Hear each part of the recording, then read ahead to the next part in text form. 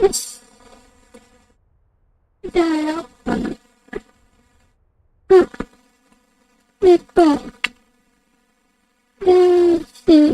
トも探したい。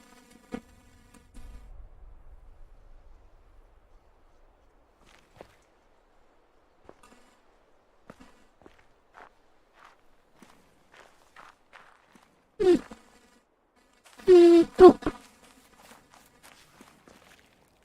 そっか、ここ。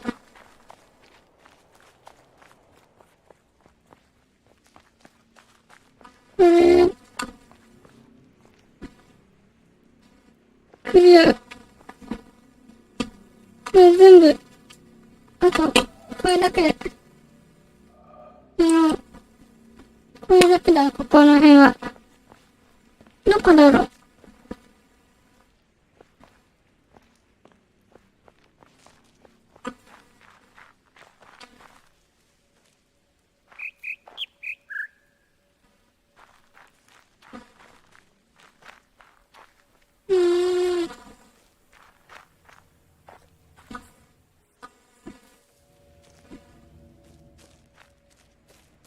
うん。と、と、う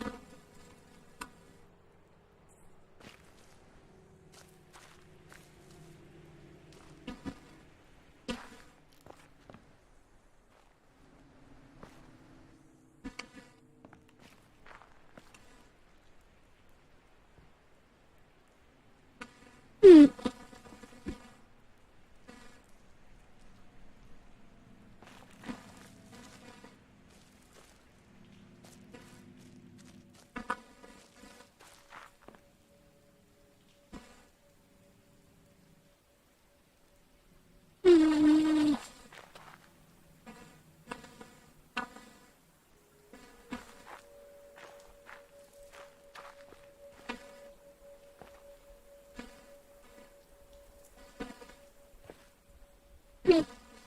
この辺は、全部やったかな。う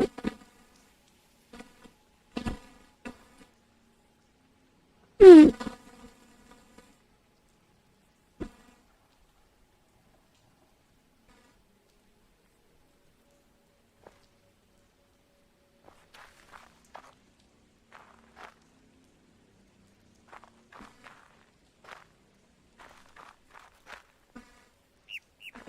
うん。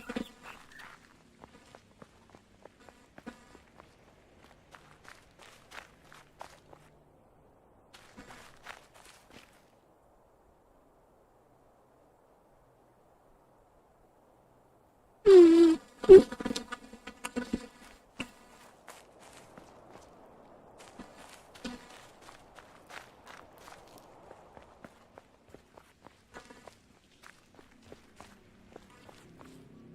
このやってないやつ、縦のやつ、一つで、これだけだから、他のとはちょっと、離れた場所にいるのかもしれない。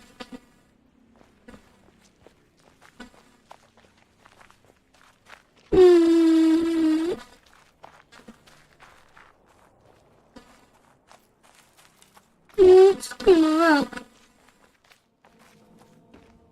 これの中とか、天井みたいな。こ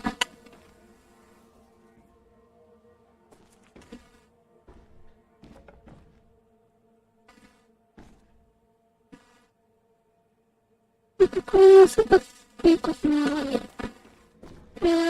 あとは、こっちの、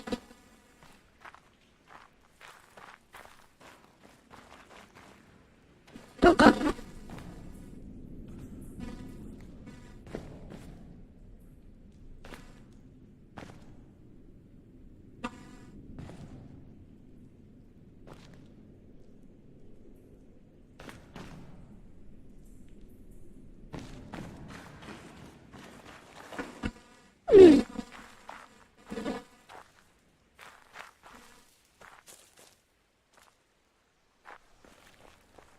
こっちとか、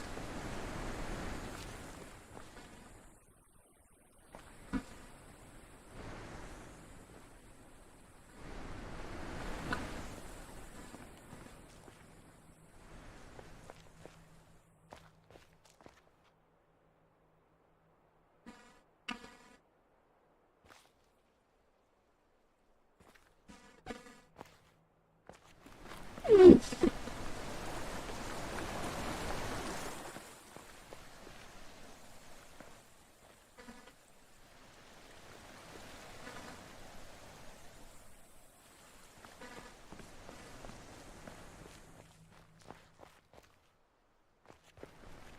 うーん。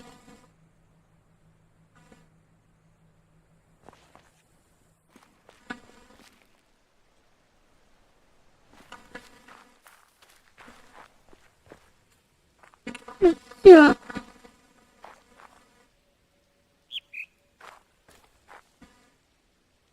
うん。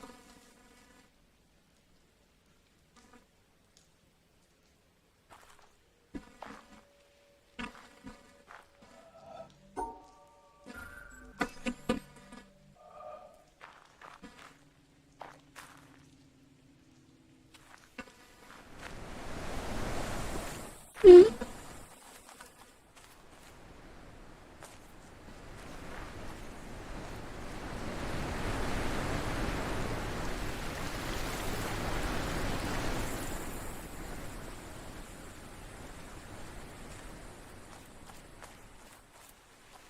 うーんと、この辺は、この辺。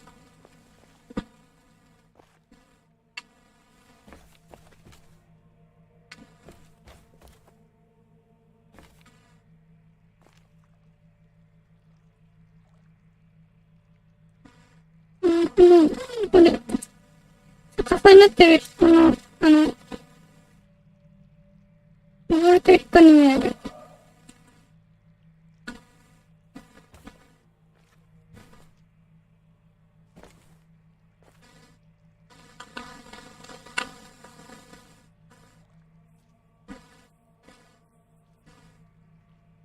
うん。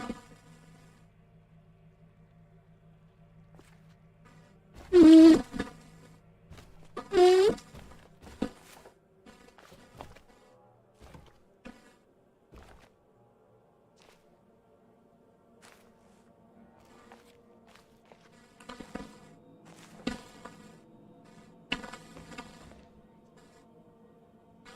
うん。登録見てみようかな。う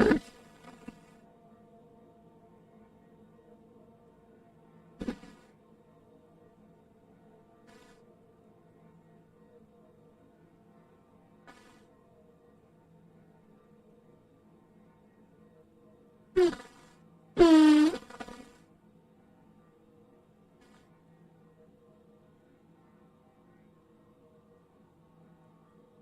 うん。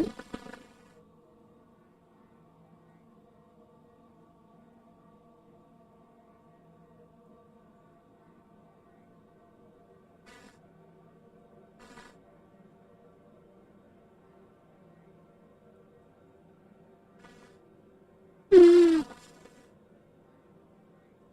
で、うーん。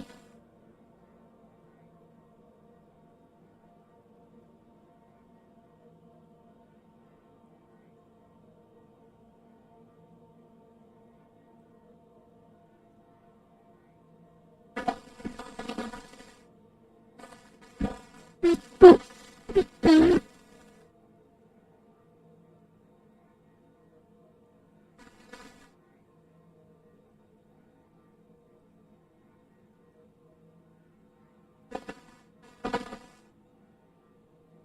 よし。行こうかな。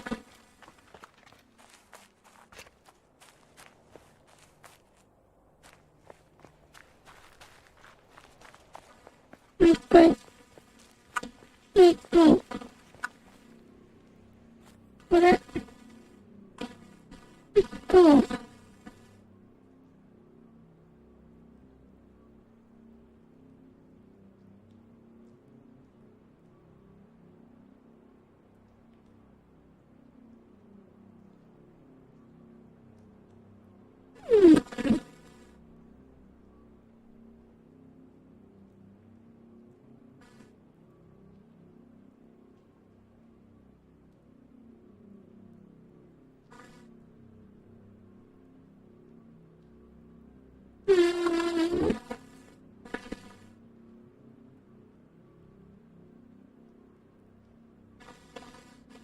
うん。ちょっと待って、ちょっと。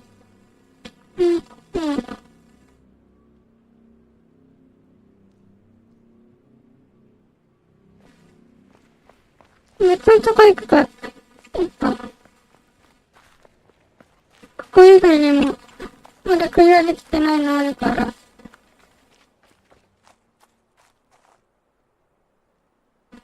ここは残り一つだけど、この街の方は、まだ残ってるから。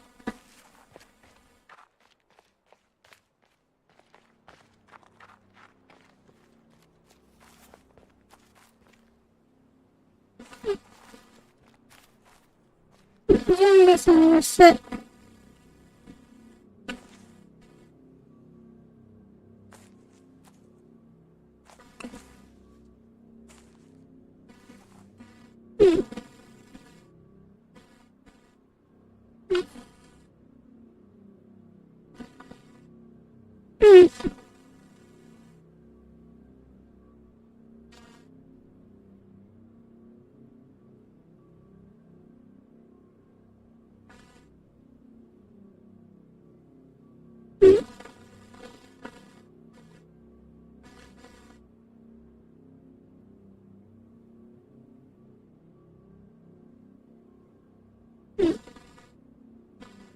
この一番上は何だろう。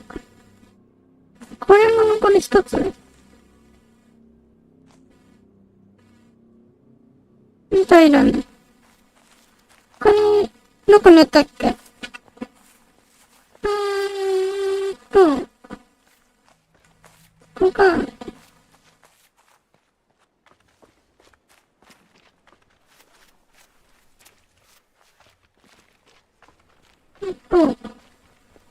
力いける？いけないじゃん。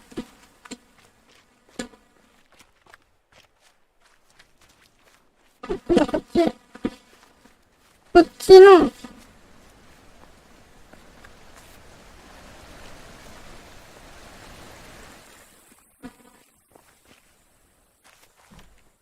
ミゲルさんいらっしゃい。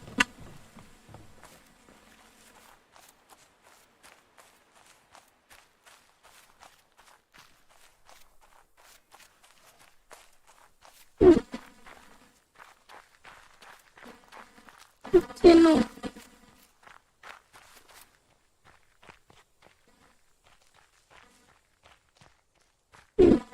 あれだ。これは、1、2、3、4、5、5つかな。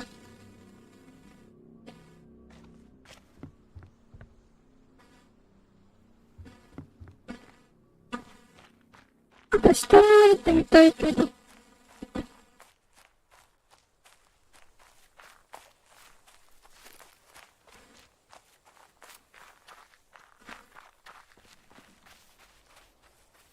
うん。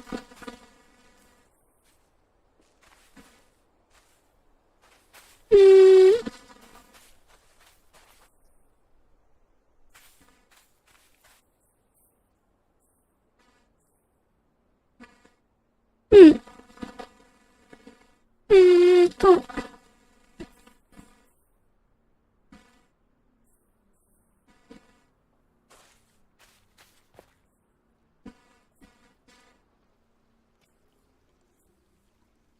あと1が、下と1に見えるのが、どこだ？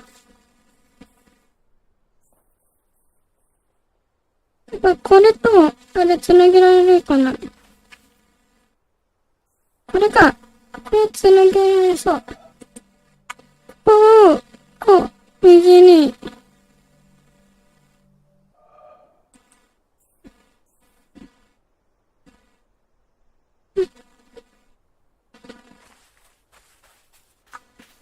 よし、こう。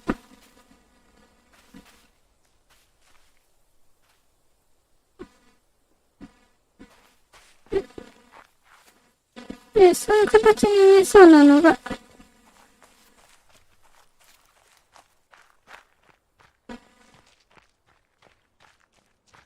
あるはず。クリアできてないところにあるはず。これ違う。これかな？これ、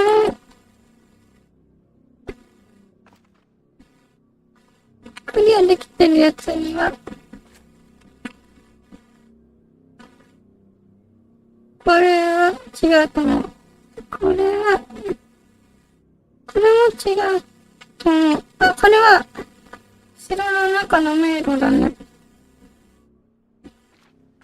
じゃあ、行くか。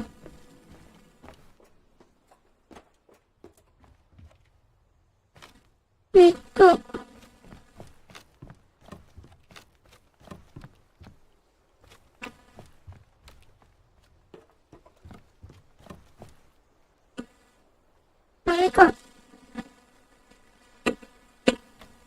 よし、こっちだね。多分。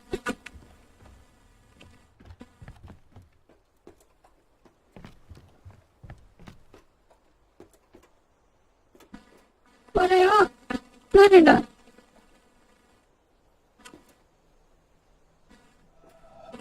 これ、どうやるんだって？こ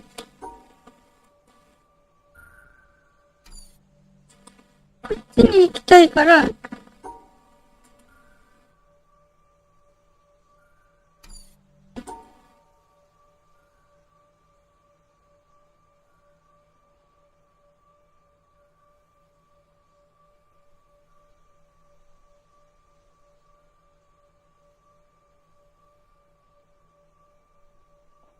うんと、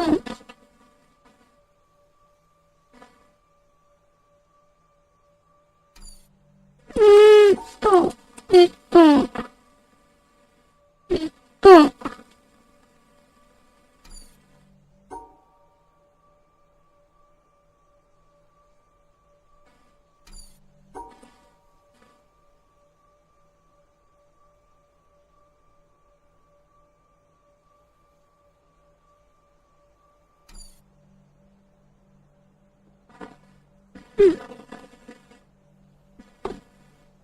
待って。どうするんだって。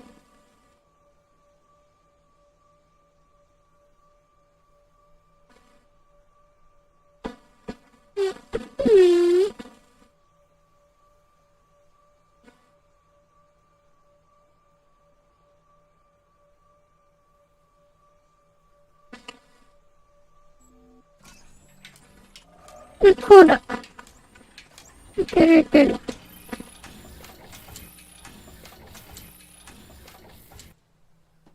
よし。そしたら、誰をこっちに持ってくるのかな。よし。ここに、生き返れるやつある。ここには、ないか。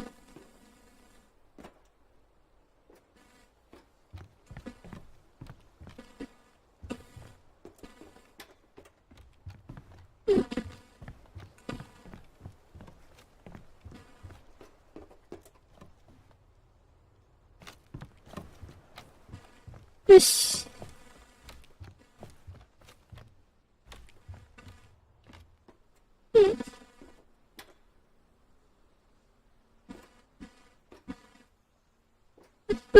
どれ？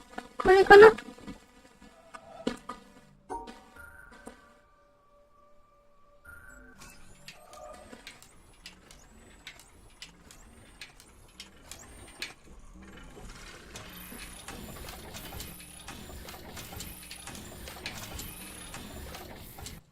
うん。よし。で、ちょっと離れた別のとこ行って、また戻ってくる感じかな。こっちから。うん。どこに降りようかな。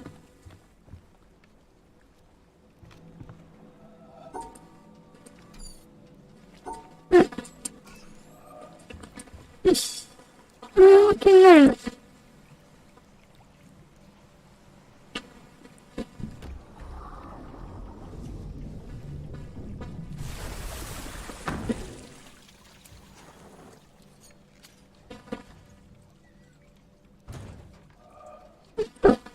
れを、これ、こっから、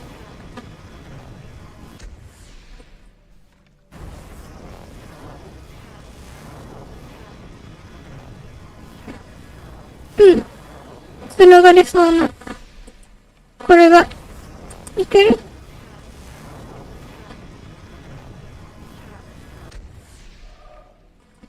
息が、あれかな。あ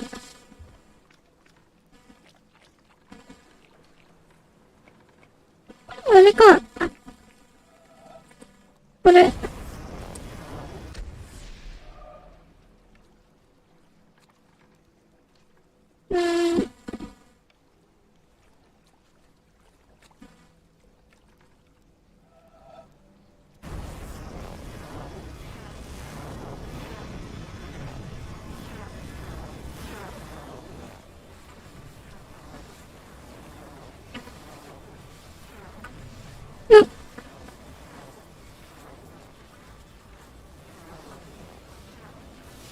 向きが違うのかな？進めない。いける？いける、いけそう。いけた。いけるようだ。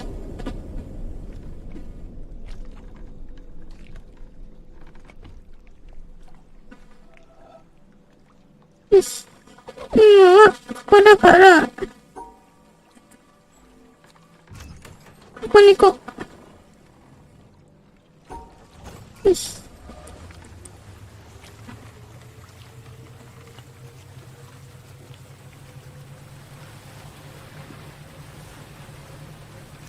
結構早い。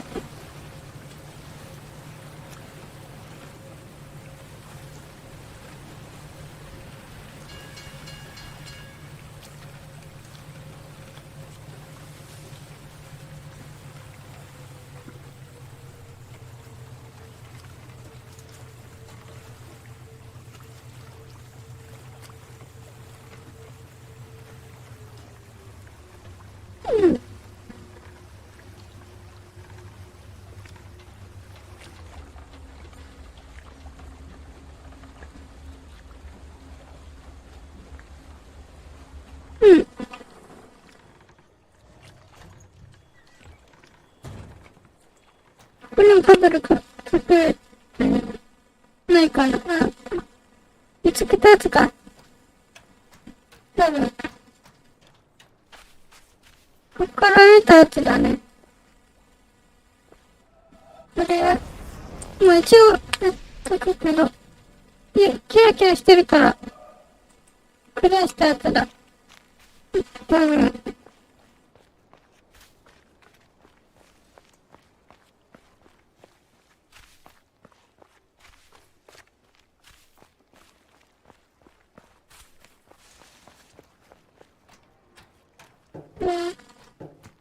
こっちだよね。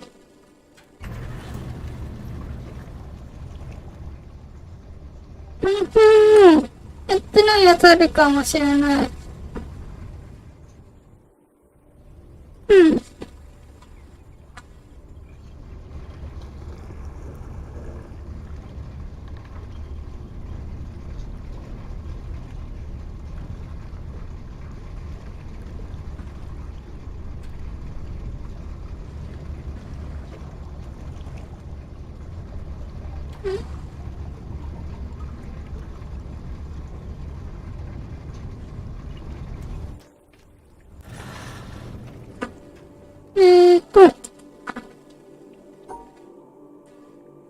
もう、こう。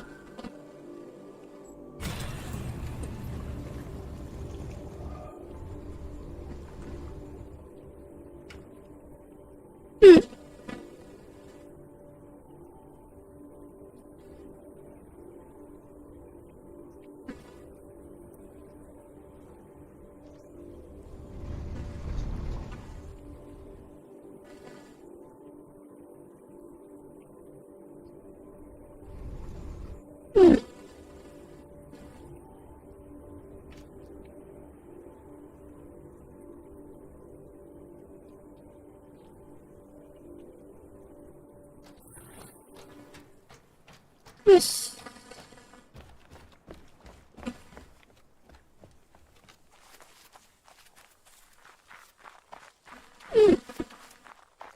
で、こっちから見て、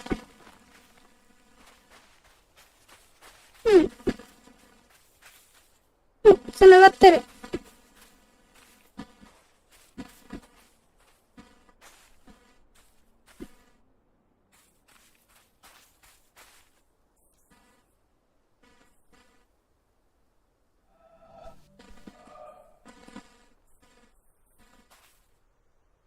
どこから、どこの位置で、見えるかな、あれが。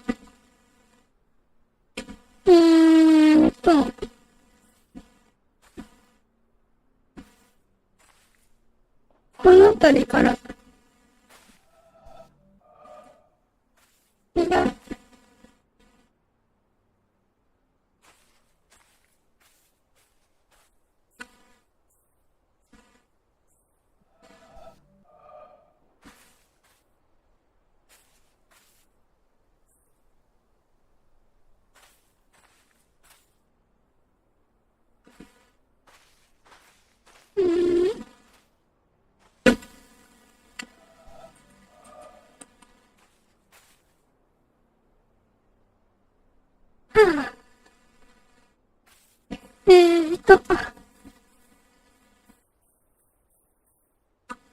ここか、この辺。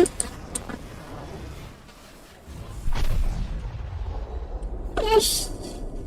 来た。こういうのが他にもあるかも。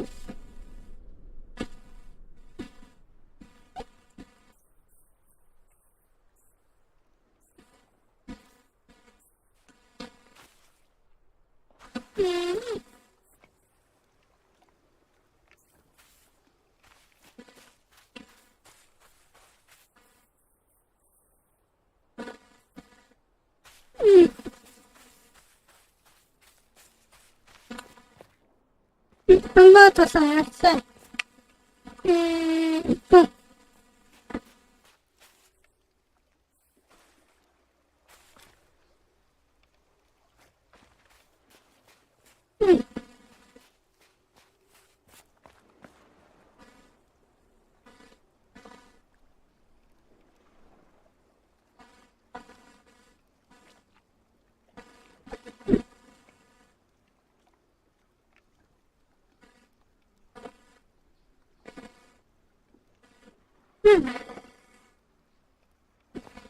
よし。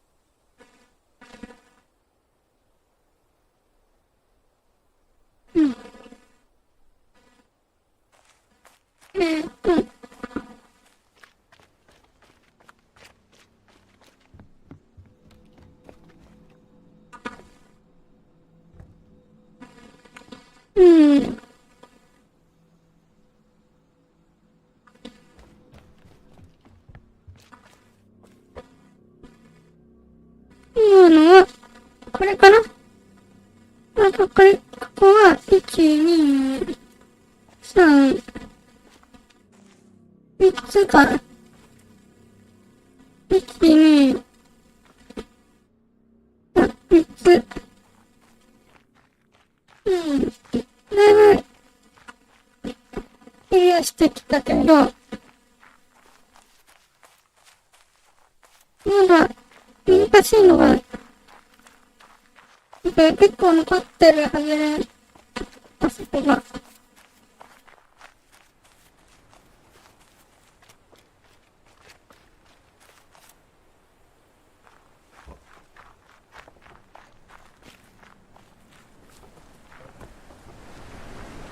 これ、1、1、2、3、4、ここから、1、2、3、4、5、多分6、7、8、9かな。これ違うかな。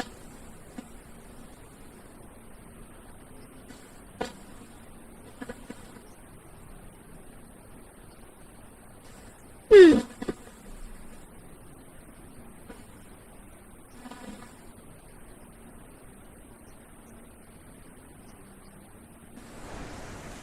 よし。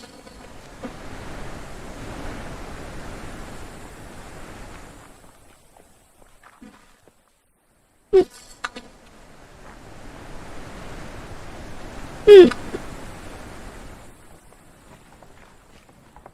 じゃあ、どっから入るんだっけ？前回やってたこの辺からだね。この辺から、ここだ。今回もやろっかな。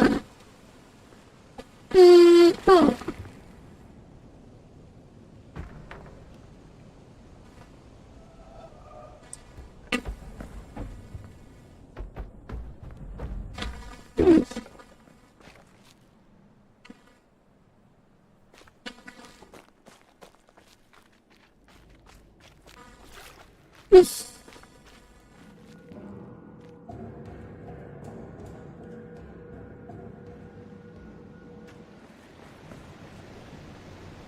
えっと、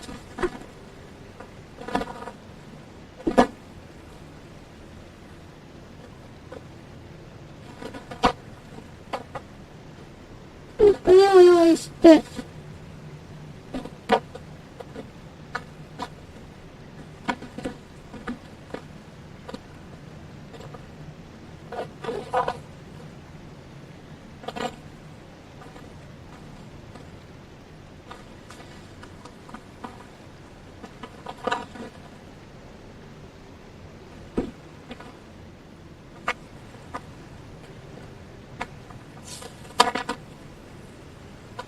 と、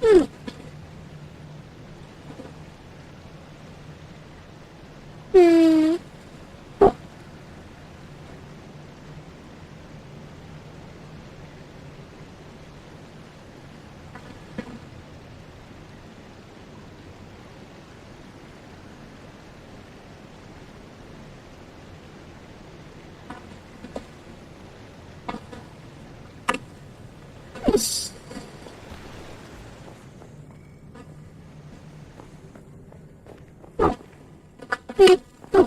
こっち。こっち。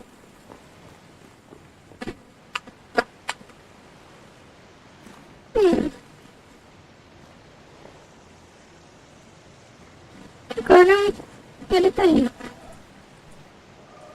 遠くから1000メートルに行けるかな。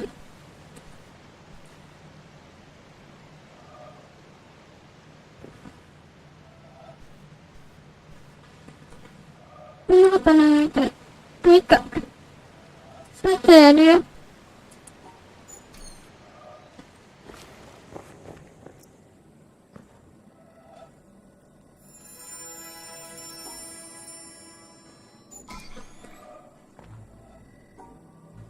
よし。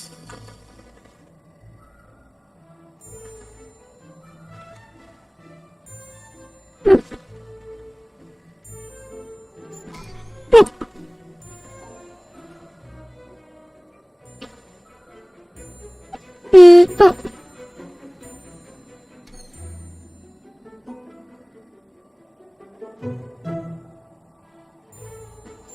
し、はい。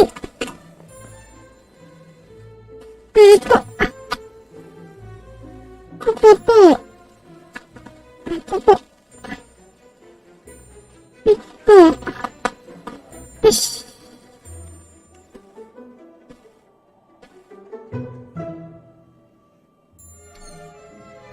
待って。今回結構ややこしいかも。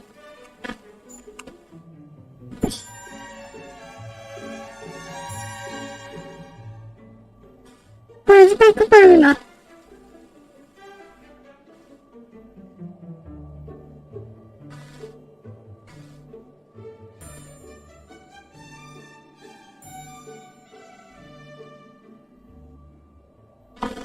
よし。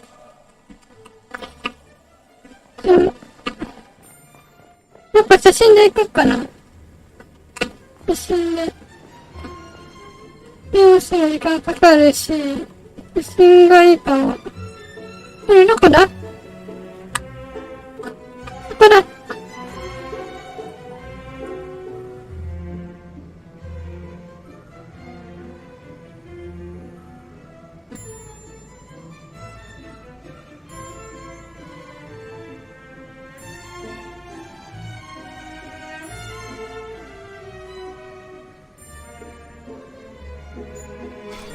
よし。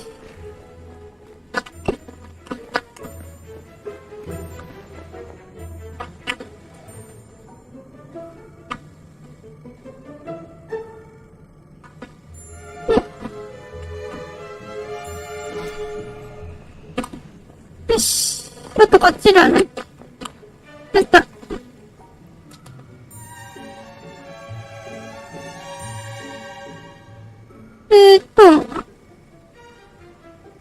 これは、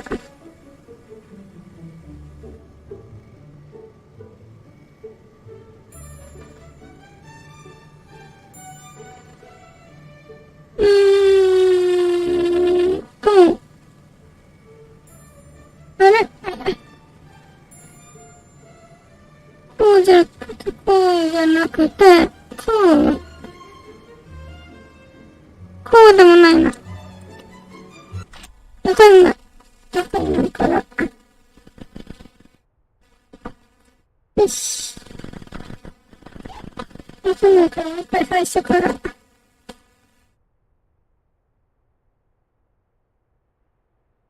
よし、ちょっと待ってね、もう一回。もう、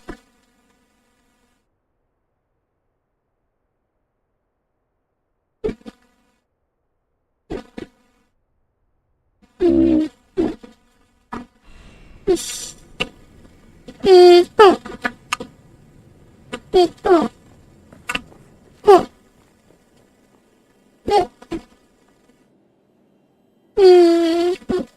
これも、1、2、3、4、5、6、1、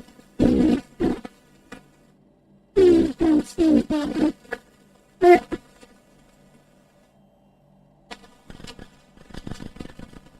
待って。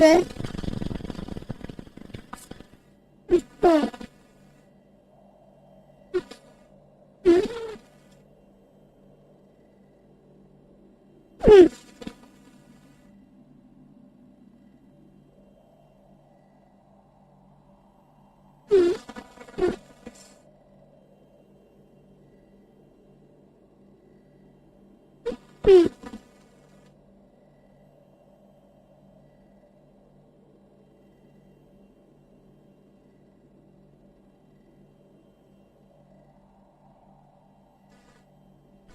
ちょっと待って。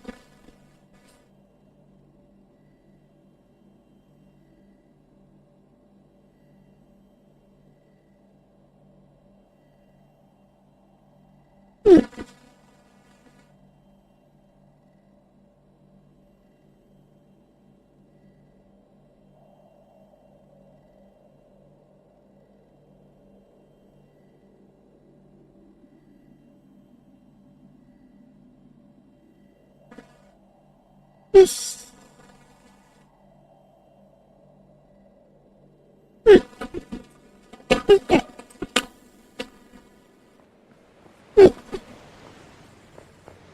一回。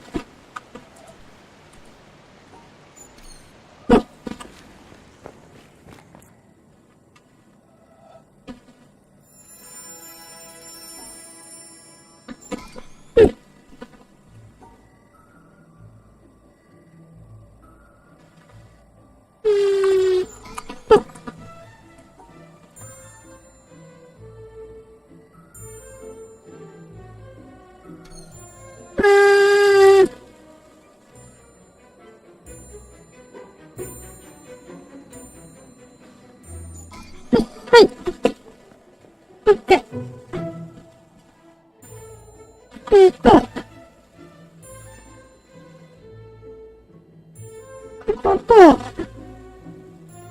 ここ。で、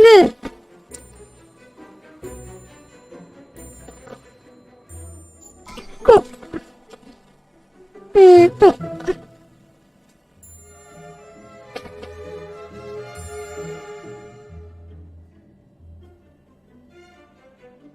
よし、オッケー。次。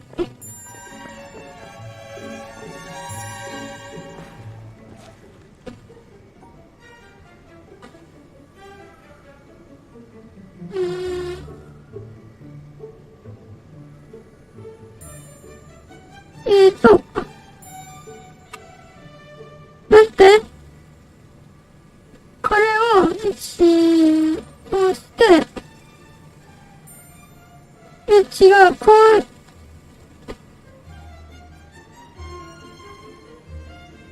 うし、こう。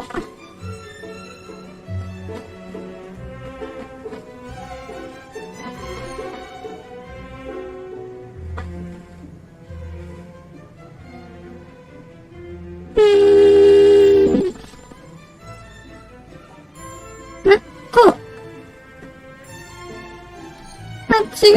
わかんない。わかんなくなる。よし。じゃあ、一巡中の自分の名誉の、書き方の変えようかな。これうまくいくかわかんないけど。試しに、もう一回。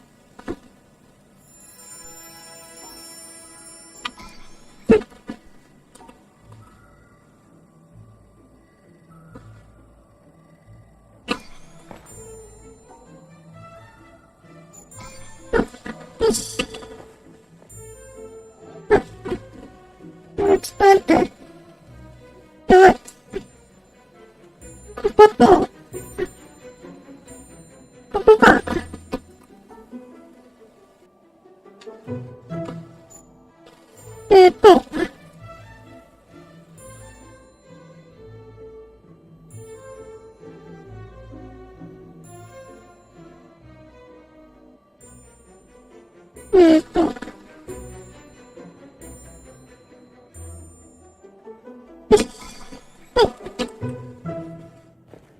いけるかな、これで。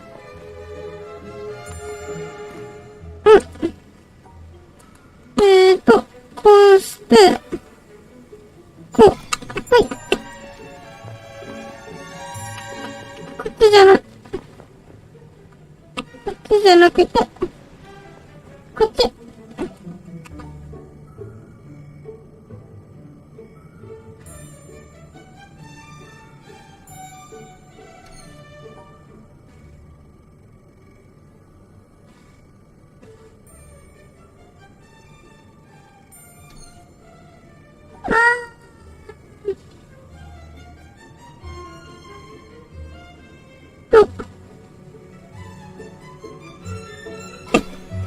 よし。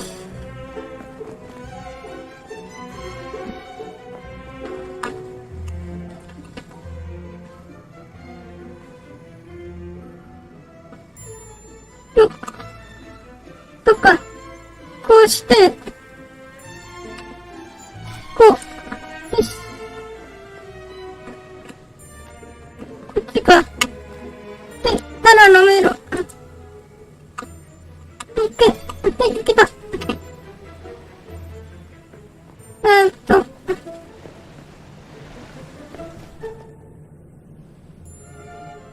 し、これかな。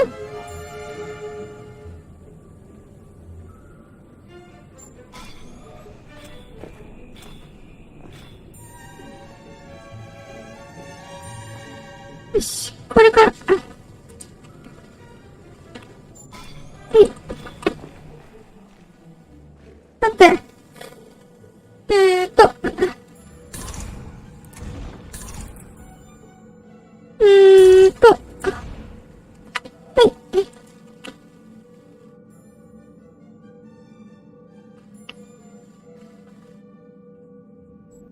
よし。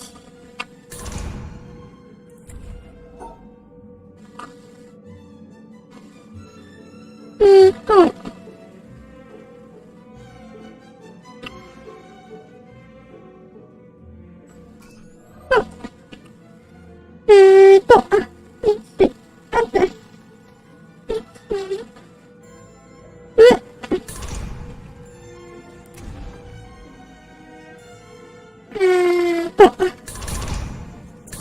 よし。よし。まだ、時間ある。まず。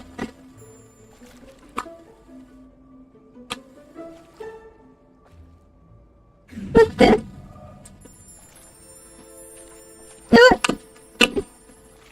こっちだ。こっちやろう。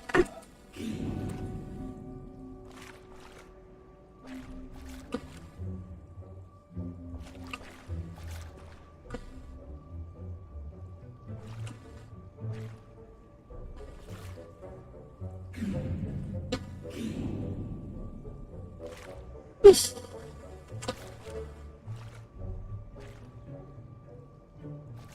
ょっと待って。こうして、こうして、こう。よし、できた。よし。これだ。あとこれクリアすればいける。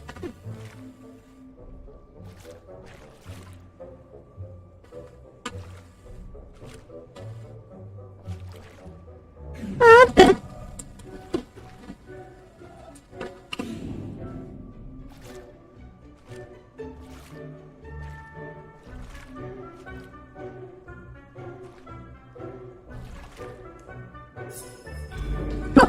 し。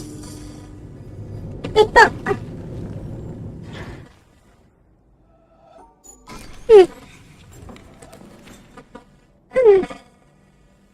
いけた。よし、これメモしよう。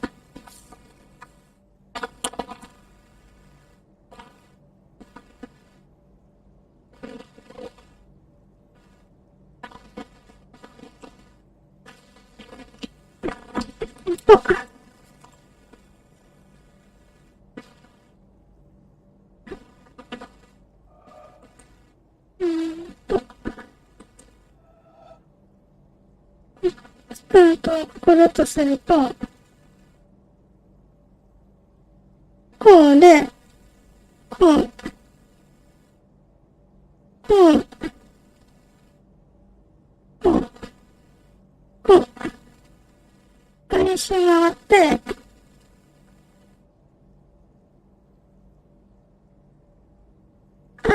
そっから中に入るから。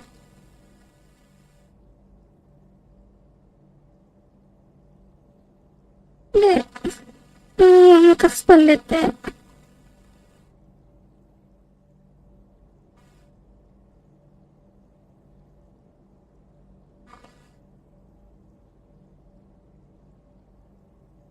し、待って、メモした。何使えた？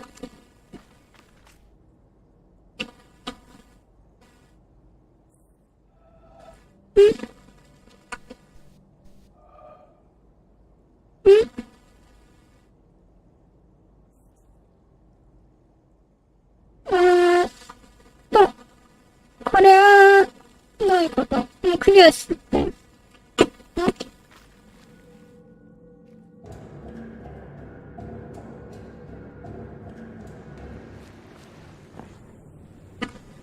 これもあったはず。あれ？これは全部同じ問題なのかな？まあ、いっか。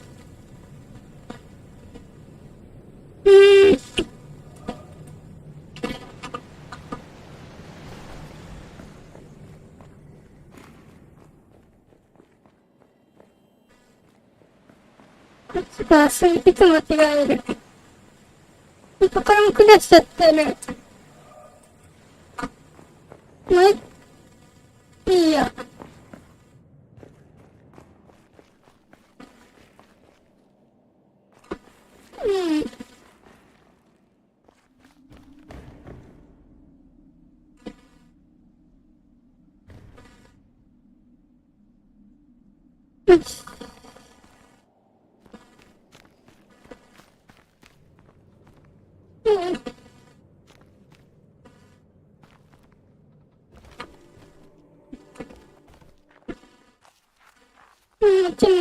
出た。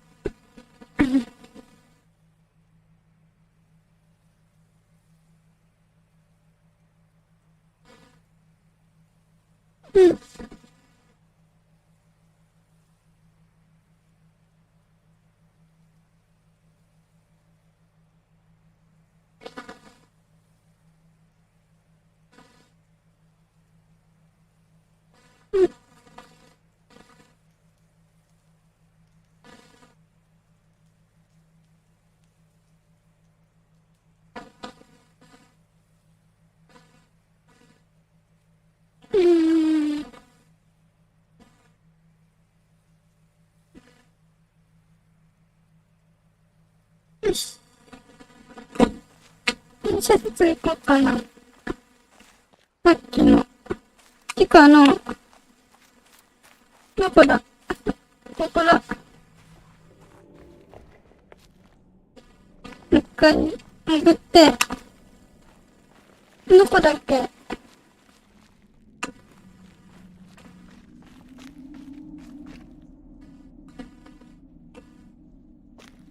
こっちかな？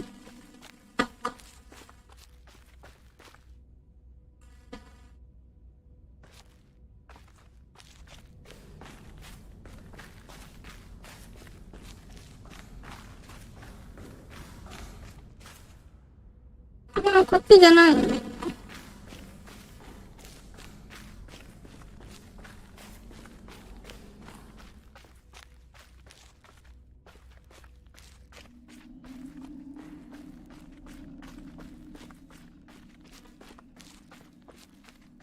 こっちだね。よし。なんだよね。書いたのしたのこれか。じゃあ、こっから、これかなし。そう。どれだ？あ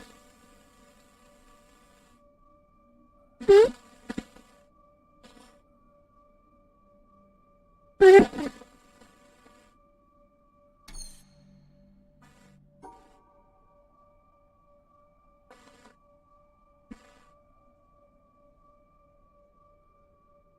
こうか。間違ってたかも。何？Well, that's no better a solution than any of the others, is it? So, in the end, have we learned anything from this look at why the world turned out the way it did that's of any use to us in our future? Something, I think.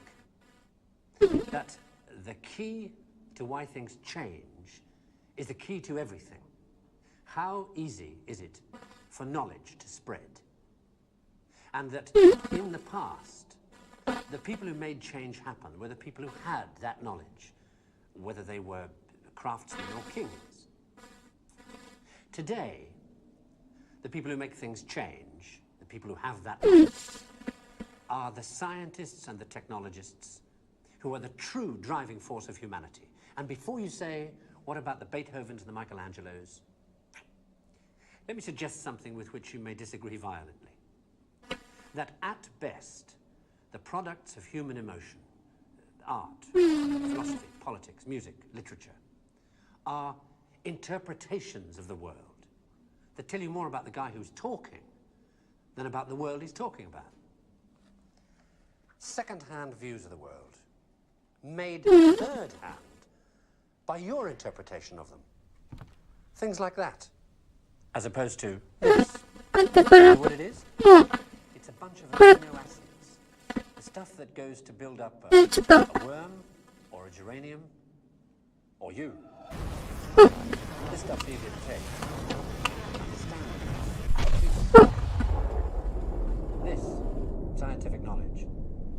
hard to take because it removes the reassuring crutches of opinion, ideology, and leaves only what is demonstrably true about the world. And the reason why so many people may be thinking about throwing away those crutches is because, thanks to science and technology, they have begun to know that they don't know so much, and that if they are to have more say in what happens to their lives, more freedom to develop their abilities to the full, they have to be helped towards that knowledge that they know exists and that they don't possess. And by help towards that knowledge, I don't mean give everybody a computer and say help yourself. Where would you even start? No, I mean trying to find ways to translate the knowledge, to teach us to ask the right questions. We're on the edge of a revolution in communications technology that is going to make that more possible than ever before. Or, if that's not done, to cause an explosion of knowledge that will leave those of us who don't have access to it powerless, as if we're deaf, dumb and blind. And I don't think most people want that. So what do we do about it? I don't know. But maybe a good start would be to recognize within yourself the ability to understand anything, because that ability is there, as long as it's explained clearly enough. And then go and ask for explanations. And if you're thinking right now, what do I ask for? Ask yourself. Anything in your life. That's where to start.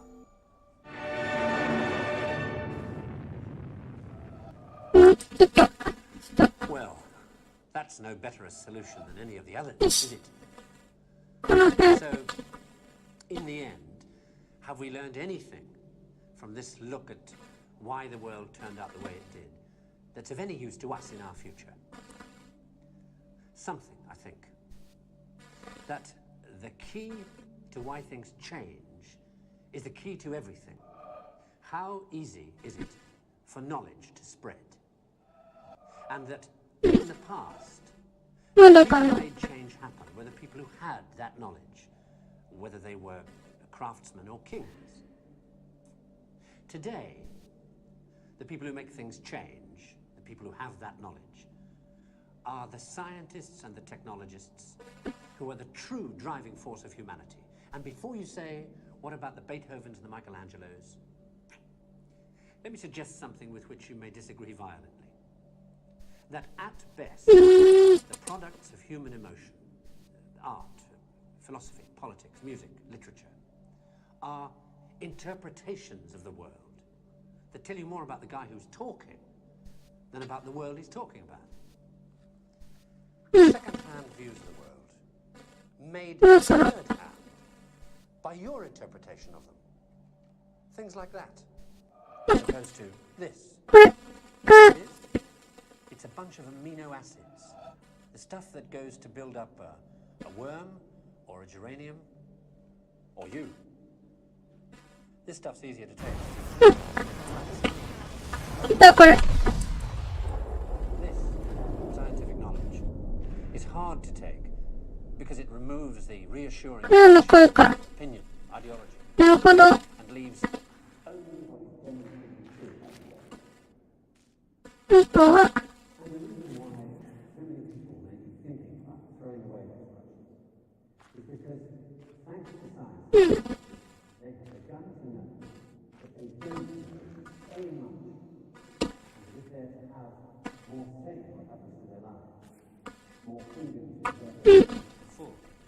They have to be helped towards that knowledge that they know exists and that they don't possess.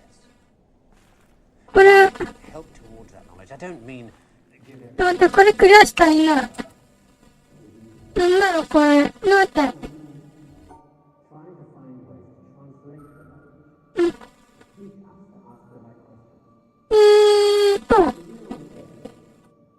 何をするかで、書いて、翻訳。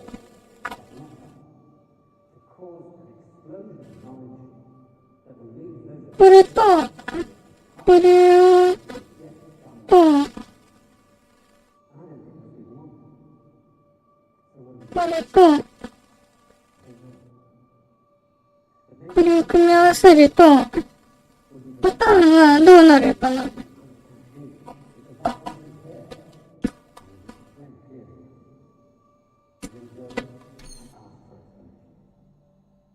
ーんと、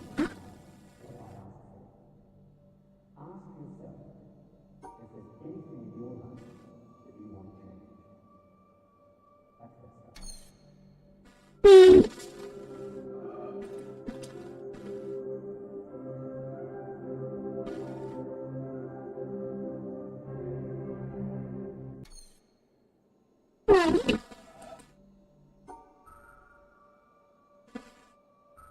ん、よし。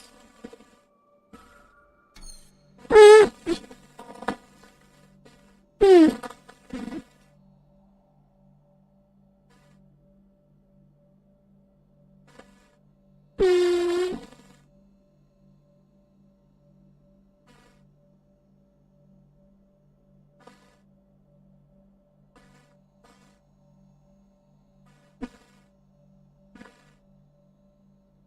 うん、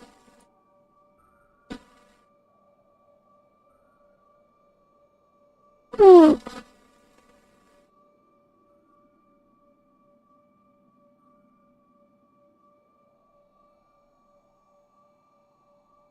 そうで、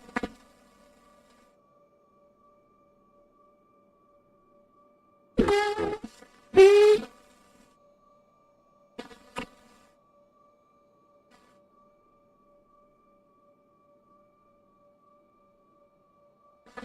うん、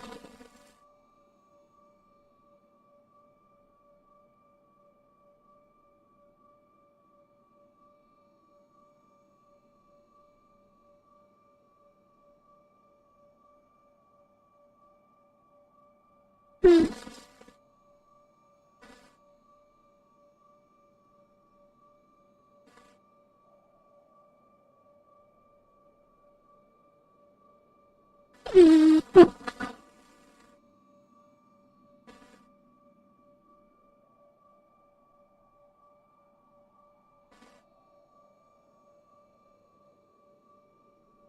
うん、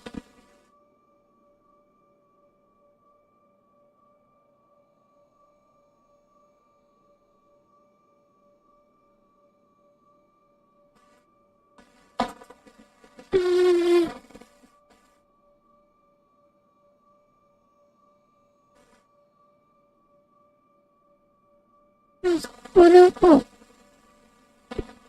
で、こう、これと、どうなるかな。よし、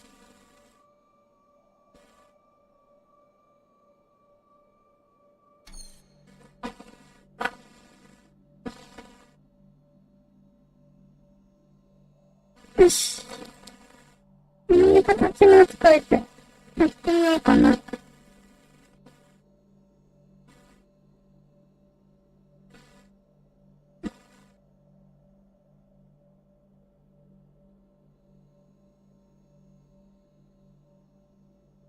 うん、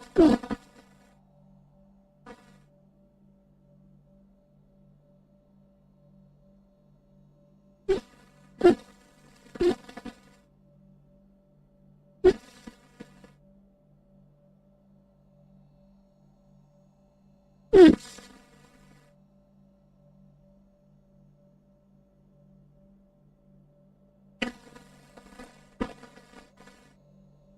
ん、で、これを、これは、関係ないよね。多分。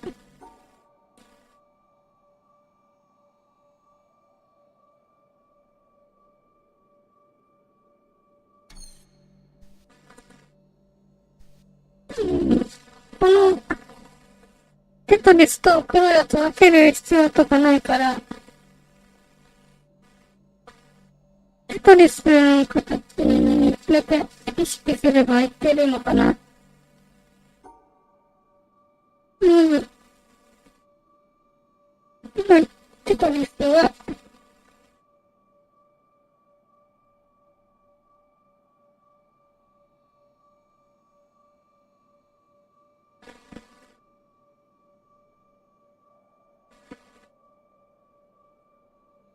こういう形だから、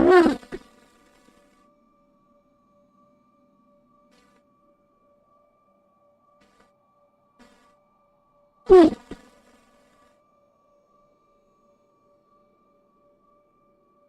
えっと、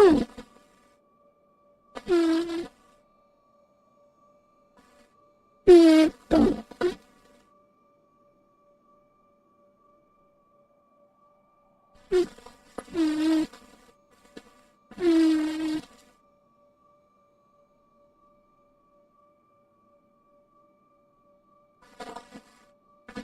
まず、風刺みたいな人たちは、風刺みたいな形でこう、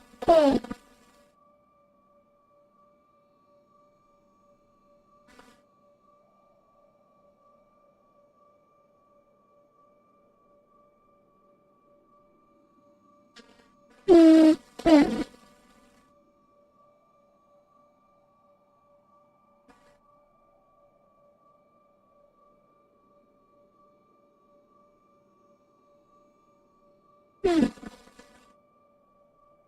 なんですけど、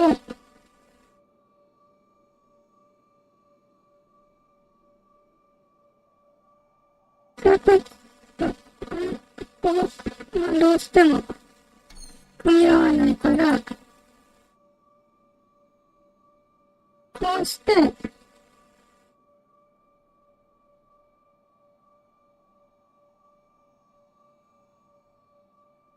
ーん、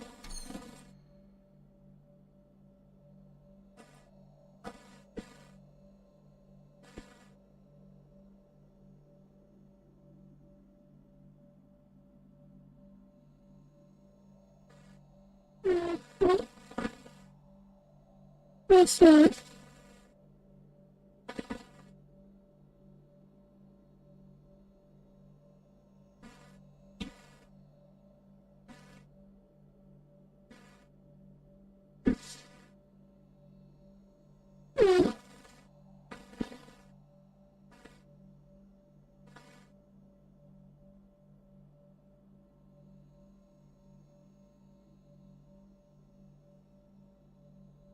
そうやってなっちゃったら、まずです。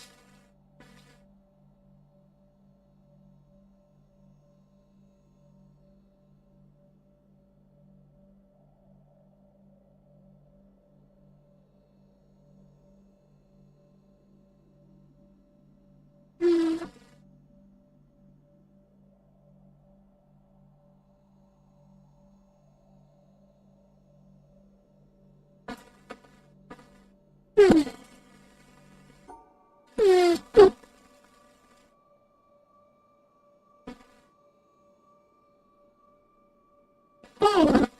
こう、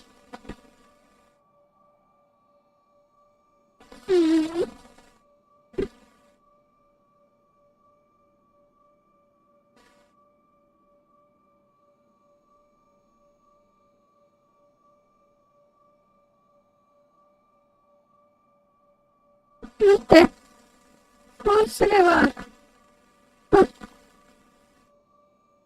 こうか。こうやった。こうすれば、ここの近くの木が、関係なくなるから、いけるって感じだ。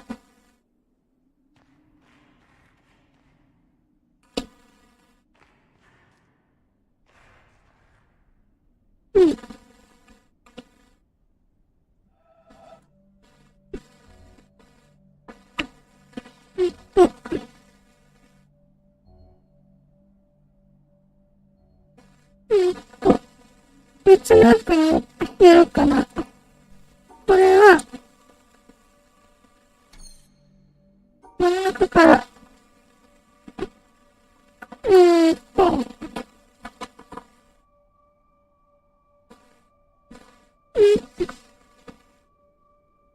こうして、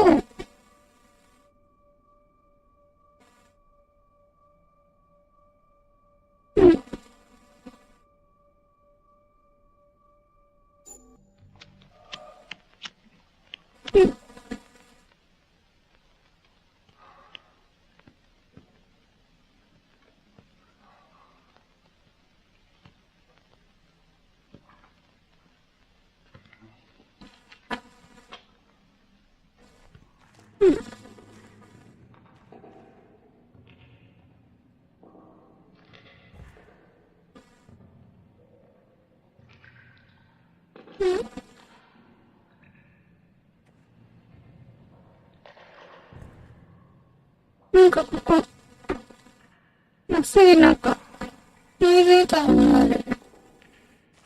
これ関係あるのかな？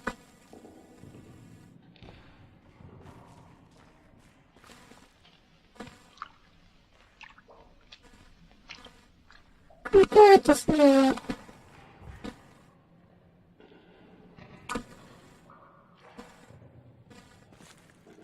ういう感じで、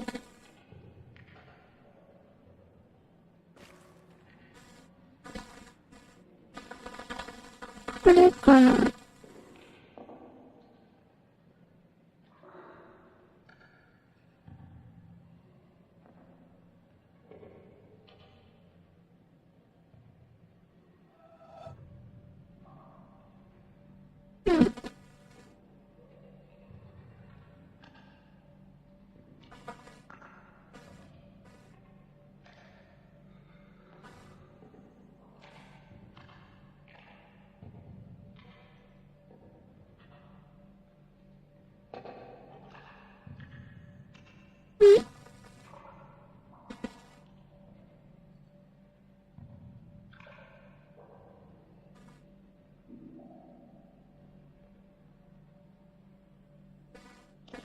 この映像じゃないかもしれないな。触れてるので。ノ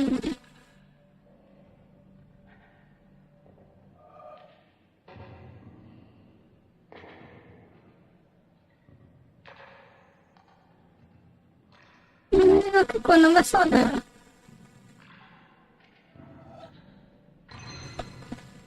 ノイズ長いから。長く線引いたから、結構長そう。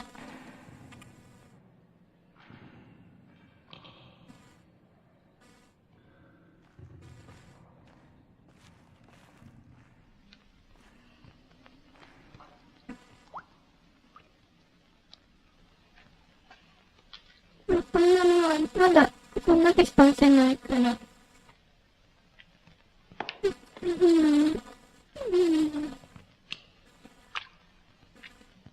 まだ、4分の3、4分の1しか見てない。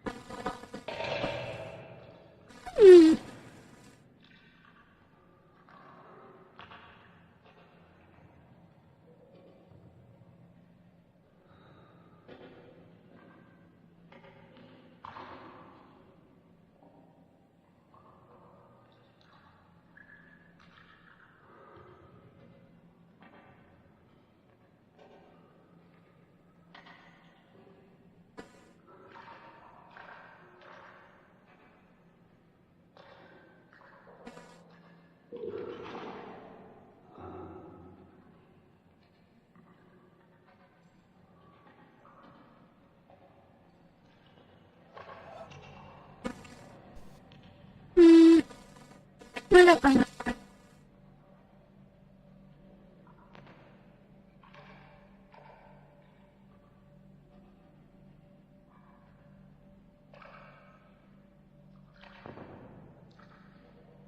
うん。こ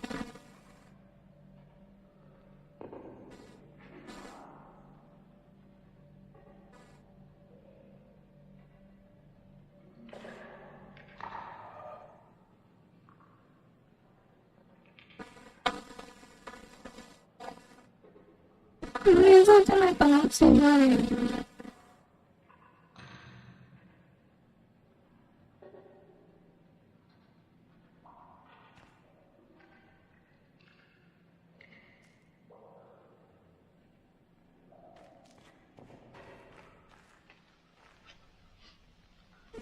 半分過ぎたかなって感じだ。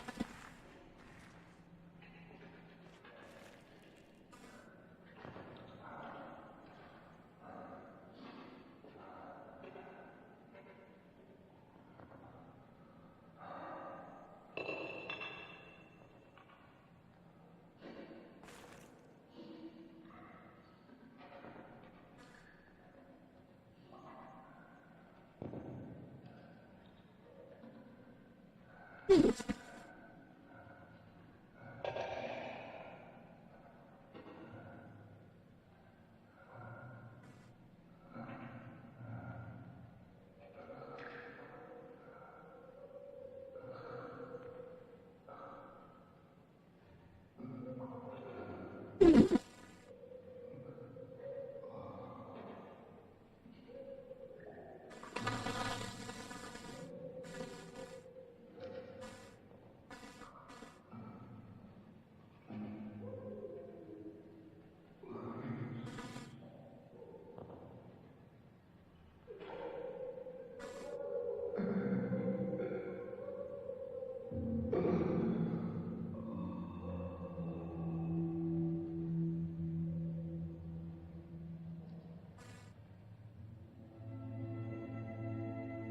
うん。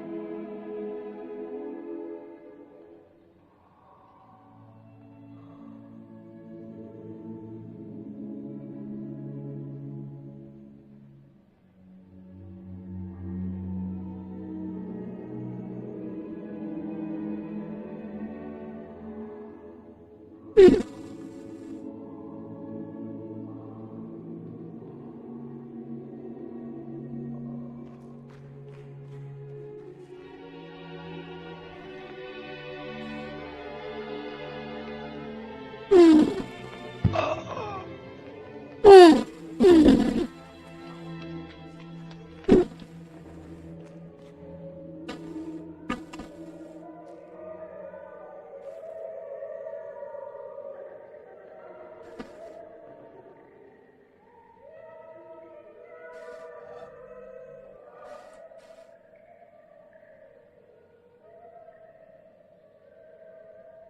うん。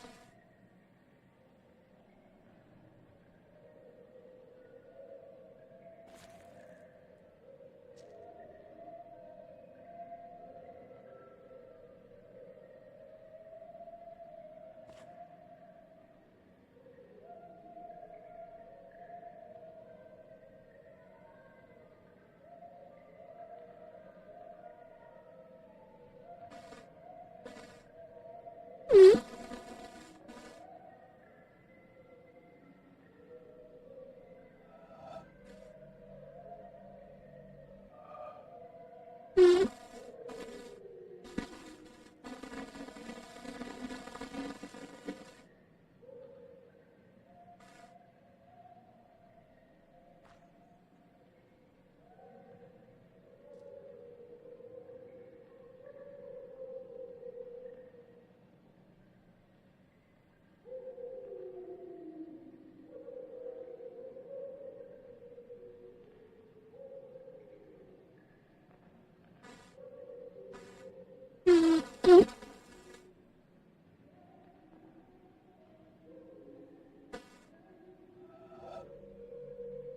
あれかな、もうそろそろ。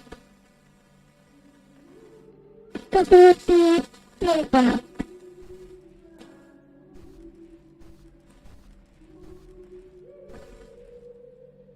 なりそうだな。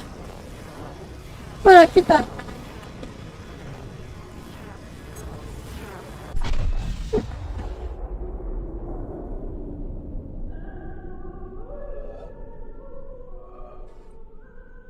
うん。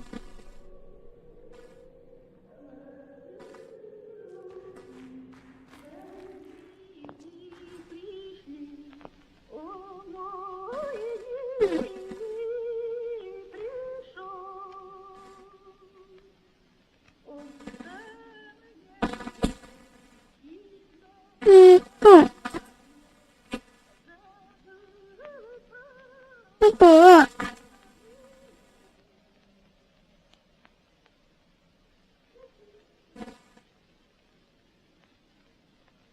ーと、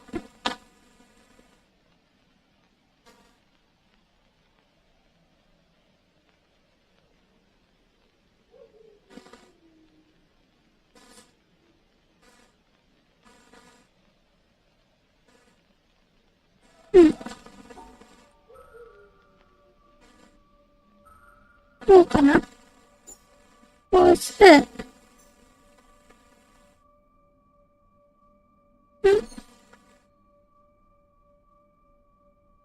こうか。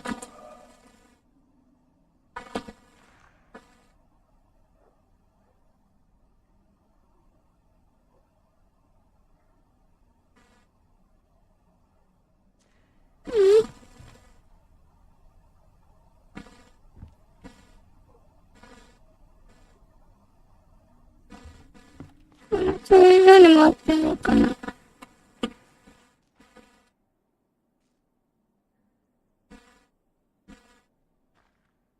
うん。こ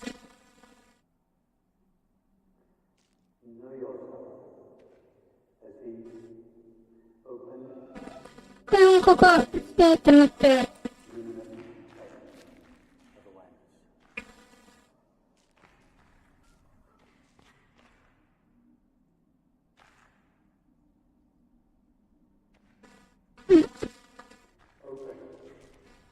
Because you say yes unconditionally and indiscriminately to all appearances of the mind, body, and world. Like, これ、上から、見て、you have no mechanism 呼びかけになりそうなとこあるから、行ってみよう。どこから行くんだっけ。行ってから、こう、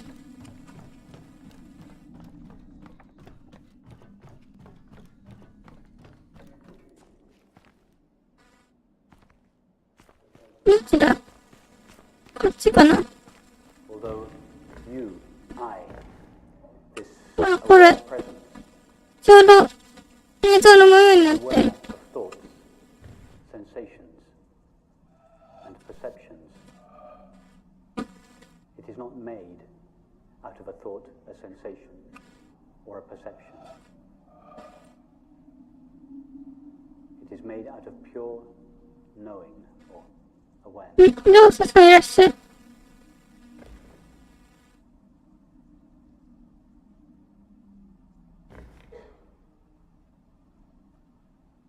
And luminous. Because just like the sun, relatively speaking, that renders all objects seeable. So you, でもこれ別の映像かもしれないな。これじゃなくて、例えば、最初の見たやつとか、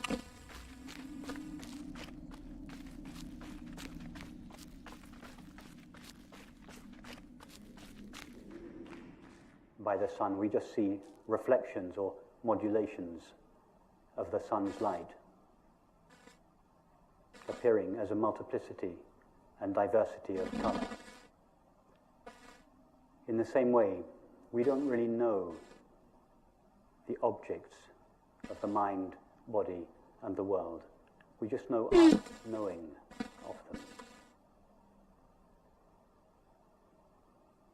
All we know, all that is known, is the knowing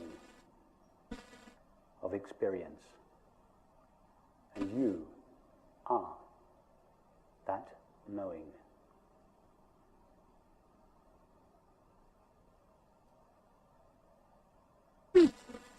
All that is ever known is a modulation of our own knowing presence, modulating itself in the form of thinking, sensing, and perceiving, and seeming to become a mind, a body, and the world.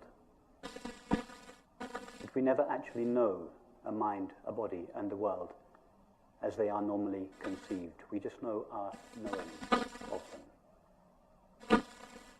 And this knowing, the substance of our experience, the only substance. Just an image, just a thought. Maybe a spiritual. こういう仕組みだったんだ。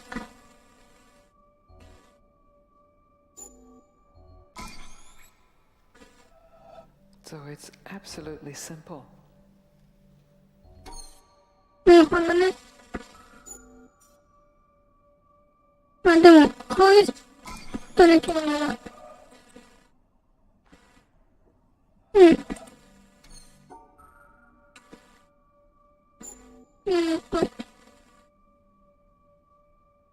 それならちょっとわかりやすい、やりやすいかもしれない。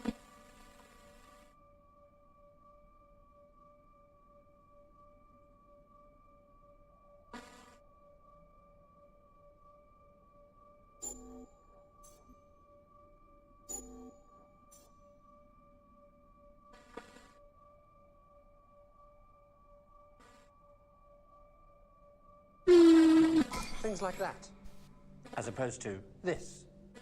Know what it is? It's a bunch of... いや、これでいこうかな。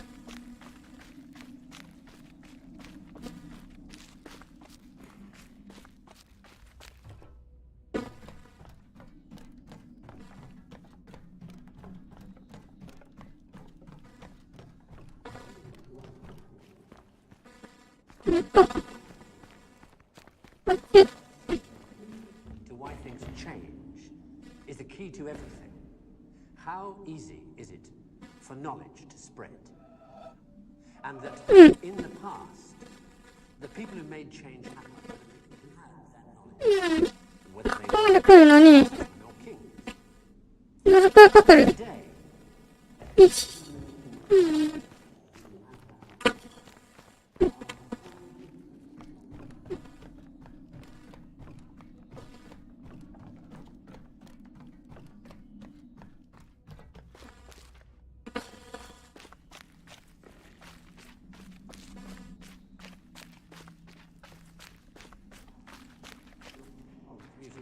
25秒くらい interpretations of the word かかるやん。 that tell you more about the... 25秒くらいかかる。で、こうなんだよね、多分。これの、で、右側のページの、下に丸が、目的のスタート地点のやつ。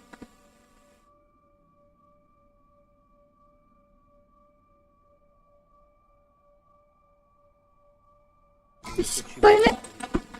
ここからがちょうどいいかな。よ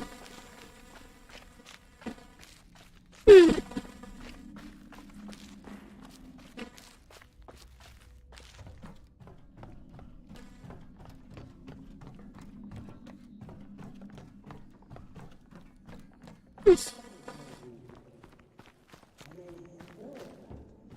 By your interpretation of them. Things like that. As opposed to this. Know what it is? It's a bunch of amino acids 嘘でしょ。ちょっと位置が。本当にちょうどよかったけど。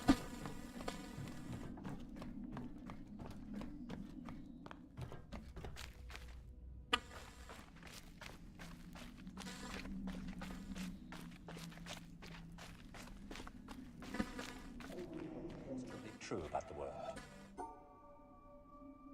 Have that knowledge. よし、ここにしよう。さっきのよりちょっと手前の、もうちょっと余裕ある時間に、やから、今度こそいけるかも。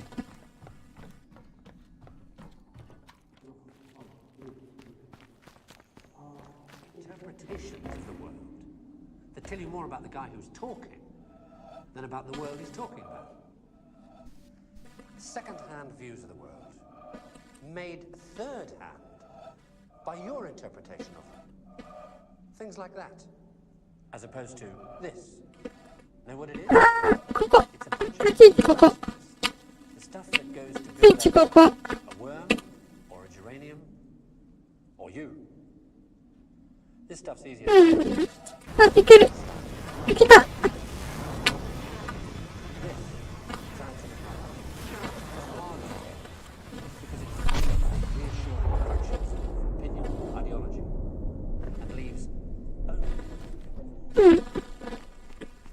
よし。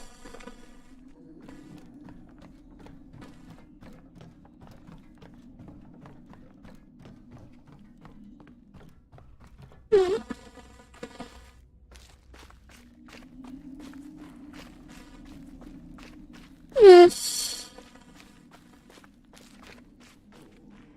Have to be helped towards that knowledge that they この know. パズルやっぱ2つあるんやね。 And by help towards that knowledge, I don't mean やってないのは、多分これと、 So, by a backhanded, upside-down argument, was predicted that there is in carbon a level at 7.82 million volts, and then これ多分何もないのかな。 carbon show indeed that there is.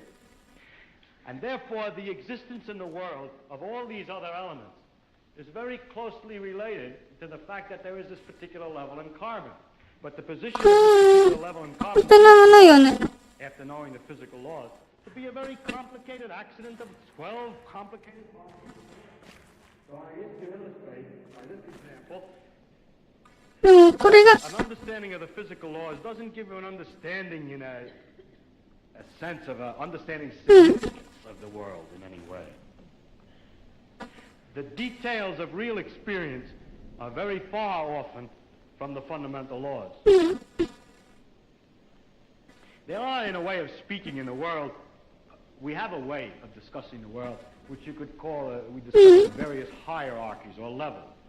Now, I don't mean to be very precise, there's a level, there's another level, and another level, but I will indicate by describing a set of ideas to you, just one after the other, what I mean by hierarchies of ideas. For example, we have the fundamental laws of physics. なんかな。 For concepts which are approximate, who have, we believe, the ultimate explanation. あ、これ、うん。うん。うん。あと最後。最後は、こっから、こうして、と、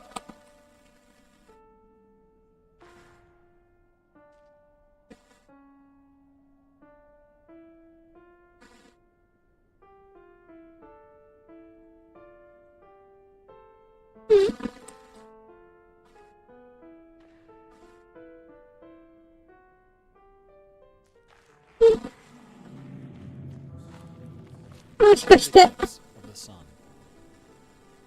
お、 To stand one day in the shadow of the moon is one of my humble goals in life. The closest I have seen was 50 years ago. On February 26th, 1979, a solar eclipse passed directly over the city of Portland. I bought my bus tickets and found a place to stay, but in the end, I couldn't get the time off work. Well, anyone who lives in Portland can tell you that the chances of catching the sun in う February ん、これ時間かかるのかな。 and sure enough, the skies over the city that day were completely overcast. I wouldn't have seen a thing. That work I couldn't get out of was my first job out of ちょっと待って。急いで見に行こう。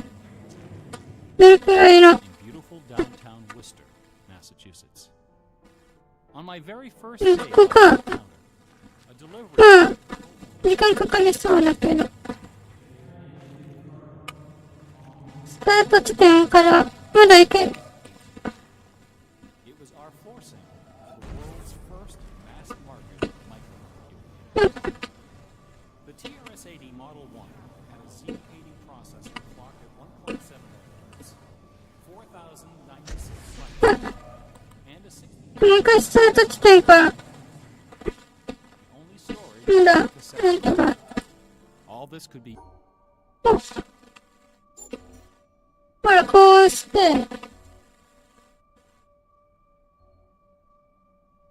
ここに、人物が。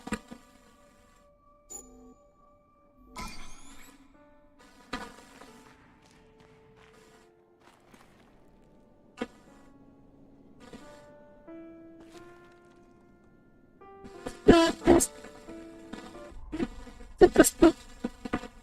ゴールの場所。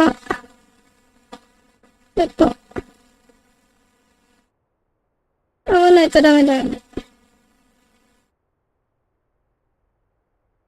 立ち位置が。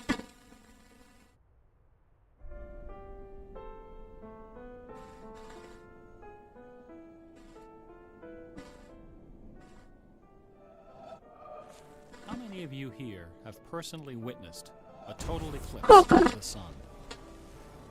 これでいける Staying one day in the shadow of the moon is one of my humble goals in life. The closest I ever came was over 30 years ago. On February 26th, 本当に時間かか 1970, りそう。 a solar eclipse passed directly over the city of Portland. I bought my bus tickets and found a place to stay, but in the end, I couldn't get the time off work. Well, anyone who lives in Portland can tell you that the chances of catching the sun in February are pretty slim. And sure enough, the skies over the city that day were completely overcast. I wouldn't have seen a thing. That work I couldn't get out of was my first job out of college. A sales clerk at an old Radio Shack store in beautiful downtown Worcester, Massachusetts.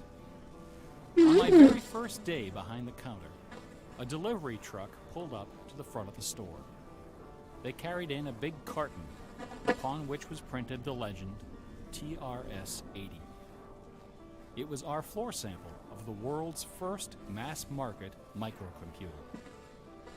The TRS-80 Model 1 had a Z80 processor clocked at 1.7 MHz, 4,096 bytes of memory, and a 64-character black and white text display. The only storage was a cassette recorder. All this could be yours for the low, low price of $599. The store I was working in had seen better days. At one time, it had been near the center of a thriving commercial district. But like so many other New England cities, the advent of shopping malls had, by the early 70s, turned it into a ghost town. Worcester's solution to this problem was decisive, to say the least. The city's elders apparently decided that if they couldn't beat them, they would join them. And so, several square blocks at the heart of the city were bulldozed into oblivion, destroying dozens of family businesses, including the site of a pharmacy once operated by my great-grandfather. In their place was erected a vast 3-level shopping complex, with cinemas and a food court. もう最後の勉強 The の dust 練習 settled, したいな。 only a few forlorn blocks of the old Worcester remained standing.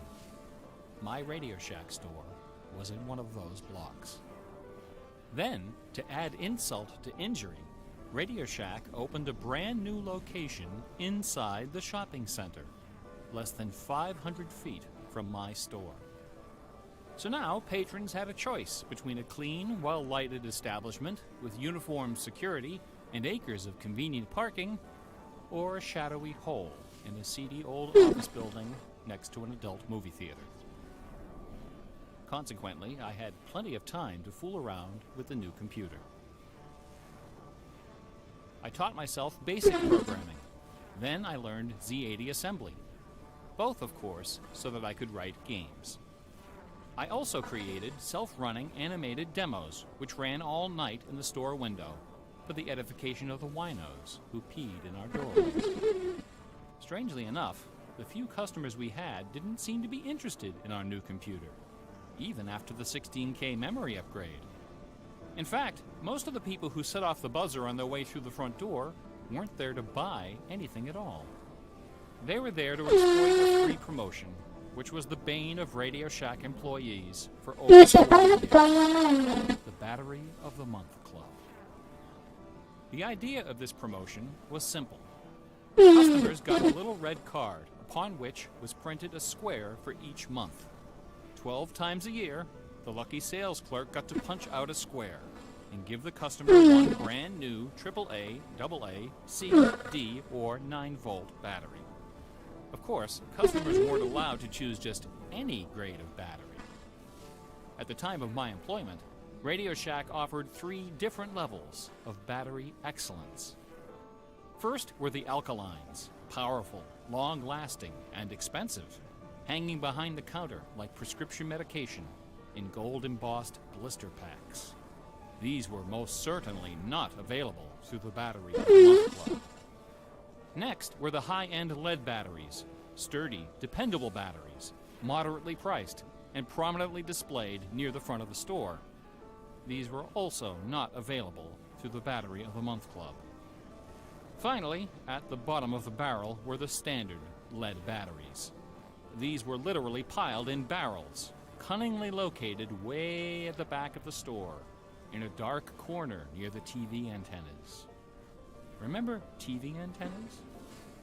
Customers who came in looking for their free Battery of the Month had to walk the entire length of the premises, past the CB radios and stereo headphones and remote-controlled racing cars. Nothing would stop them. On the first day of every month, like clockwork, those customers came in waving their little red cards. I would look up from my programming and wave them to the back of the store. It didn't matter that the batteries were only worth 29 cents. It didn't matter that most of them were already half dead. They came, they grabbed.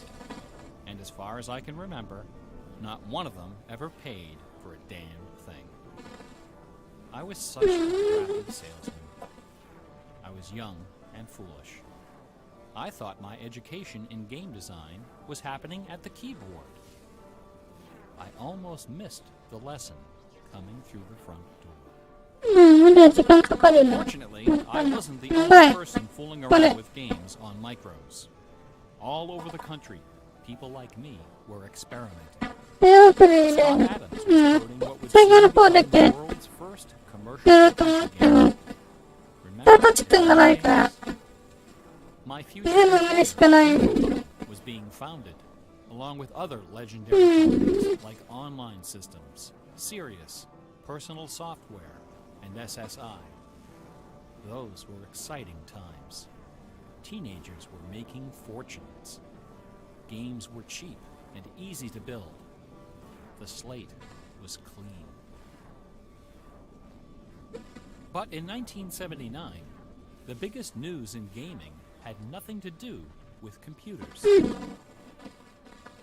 On the morning of the autumn equinox, September 20th, a new children's picture book appeared in the stores of Great Britain. This picture book was rather peculiar. It consisted of 15 meticulously detailed color paintings, illustrating a slight, whimsical tale about a rabbit delivering a jewel to the moon. On the back jacket of the book was a color photograph of a real jewel, shaped like a running rabbit, 5 inches long, fashioned of 18-karat gold, suspended with ornaments and bells, together with a sun and moon of blue quartz According to the blurb underneath, this very jewel had been buried somewhere in England. Clues pointing to its location were concealed in the text and in the pictures of the book. The treasure would belong to whoever found it first. The book was called Masquerade. It was created by an eccentric little man with divergent eyes and a talent for mischief named Kit Williams. Within days, the first printing was sold out, and the empire that never sleeps found itself in the grip of rabbit fever. Excited readers attacked the paintings with rulers, compasses, and protractors. Magazine articles and TV specials dissected the clues, floated theories, and followed with keen delight the reckless exploits of the fanatics. One obscure park, unfortunately known by the nickname Rabbit Hill, was so riddled with holes excavated by misguided treasure seekers that the authorities had to erect signs assuring the public that no gold rabbits were to be found there. Some hunters ended up seeking psychological counseling for their obsession. The craze leapt over the Atlantic Ocean and invaded America, France, Italy, and Germany. It sold over 1 million copies in a few months, a record unrivaled by any children's title until the advent of Harry Potter. Over 150,000 copies were sold in foreign translations, including 80,000 copies in Japanese, despite the fact that the puzzle was only solvable in English. It didn't matter that the masquerade jewel was only worth a few $1,000s. Many seekers spent far more than that in their months of exploration and travel. It was the thrill of the chase, the possibility of being the one. Treasure hunts, secret messages, and hidden things seem to exert an irresistible appeal. They're fun to look for and to talk about, and this fact of human psychology has been exploited in computer games since the earliest days. It finds expression in what we call Easter eggs. Atari's Stephen Wright is credited with coining this term in the first issue of Electronic Games magazine.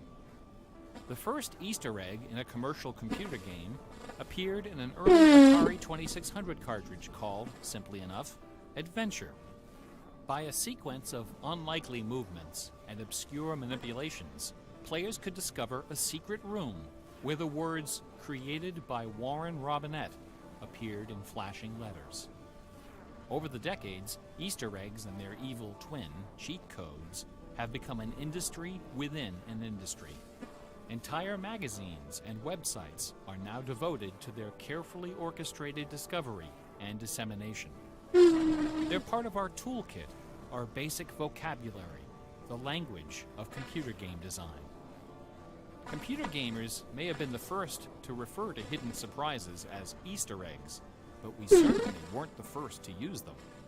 Painters, composers, and artists of every discipline have been hiding stuff in their works for centuries. The recent advent of VCRs and Laserdisc players with freeze-frame capability exposed decades of secret Disney erotica. Thomas Kincaid, the self-appointed painter of light, amuses himself by hiding the letter N in his works.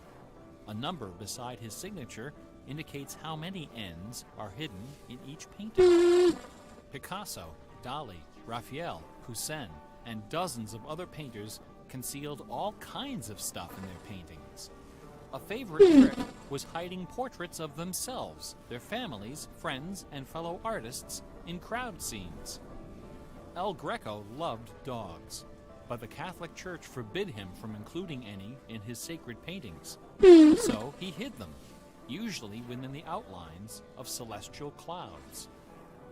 Composer Dmitri Shostakovich chafed under the political censorship imposed by the Soviet Ministry of Culture. His symphonies and chamber works are loaded with hidden signatures and subversive subtexts, which, had they been recognized, would have sent him to Siberia. Mozart's opera, The Magic Flute, is filled with musical allusions to the rituals of the Freemasons, the ancient secret society フリーメイソンね。 he and his mentor Haydn were members. But the most famous purveyor of Easter eggs is that champion of the late Baroque, the ultimate musical nerd, Johann Sebastian Bach. Bach was a student of gematria, the art of assigning numeric values to letters of the alphabet. A equals 1, B equals 2, C equals 3, etc. By comparing, sequencing, or otherwise manipulating these numbers, secret messages can be concealed. Bach took particular delight in the geometrical numbers. 14 is the sum of the initials of his last name. B equals 2, A equals 1, C equals 3, and H equals 8. 41 is the sum of his expanded initials, J.S. Bach. These two numbers show up over and over again in Bach's compositions. One of the better-known examples is his setting of the chorale Vor deinem Thron. The first line of the melody contains exactly 14 notes, and the entire melody, from start to finish, contains 41. Another of Bach's favorite games was the puzzle canon. A canon is a melody that sounds good when you play it on top of itself, a little bit out of sync. Frere Jacques and Row, Row, Row Your Boat are そういえば、familiar 僕の廃校がある設定都市の七 But 口 the で、 canon can employ any number of 最初に voices, 忙しくて、 and you 解明 don't で have to き play てない each の。 voice the same way either. 調 You べ can たい change け the ど。 octave, transpose the key, invert the pitch, play it backwards, or any combination. Finding melodies that make good multi-voice canons is a fussy and difficult art, of which Bach was an undisputed master. Now, in a puzzle canon, the composer specifies the basic melody and the number of voices, but not the relationship of the voices. The student has to figure out the position and key of each voice, and whether to perform them inverted and or backwards. Bach wrote quite a number of puzzle canons. The most famous, BWV 1076, is part of a fascinating story.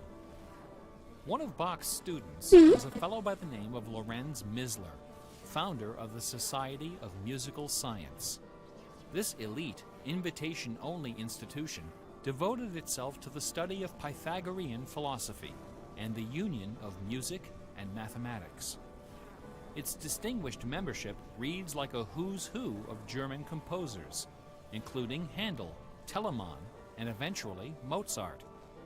Applicants for membership in the society were required to submit an oil portrait of themselves, along with a specimen of original music. With nerdly efficiency, Society member number 14 decided to combine these admission requirements into a single work. He sat for a portrait with Elias Haussmann, official artist at the court of Dresden. This portrait, which now hangs in the gallery of the town hall in Leipzig, is the only indisputably authentic image of Bach in existence. The Haussmann portrait shows Bach dressed in a formal coat with exactly 14 buttons. In his hand is a sheet of music paper, upon which is written a puzzle canon for 6 simultaneous voices.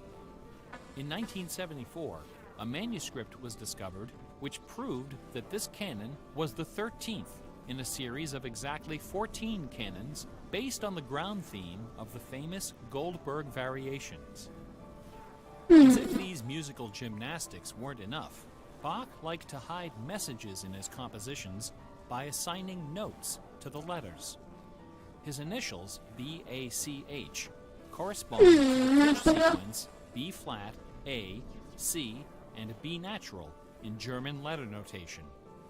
This theme makes its most memorable appearance in the last bars of his final composition, The Art of Fugue, published soon after his death in 1750. The word fugue comes from the Latin fuga, which means flight, as in running away. So, the art of fugue is the art of flight, the art of taking a theme and running with it. Bach wrote hundreds of fugues, but none as sublime as this sequence of 14. In the last and most complicated fugue in the series, the first and second sections develop normally. This is followed by the BACH signature, and then suddenly, without any warning or structural justification, the fugue stops, dead in its tracks. One of the composer's 20 children, his son Carl Philipp Emanuel, claimed that Bach died moments after those last few notes were written. This story is probably apocryphal. The Easter eggs in Bach's music are a pleasant obscurity, known chiefly to professors and students of Baroque music. But in March of 2002, when this lecture was first delivered, those Easter eggs were the talk of the entire classical music industry. Sitting near the top of the classical music charts that month was a compact disc on the ECM label called Morimer. It was performed by the Hilliard Choral Ensemble, together with a talented but, until then, little-known violinist, Christoph Poppen.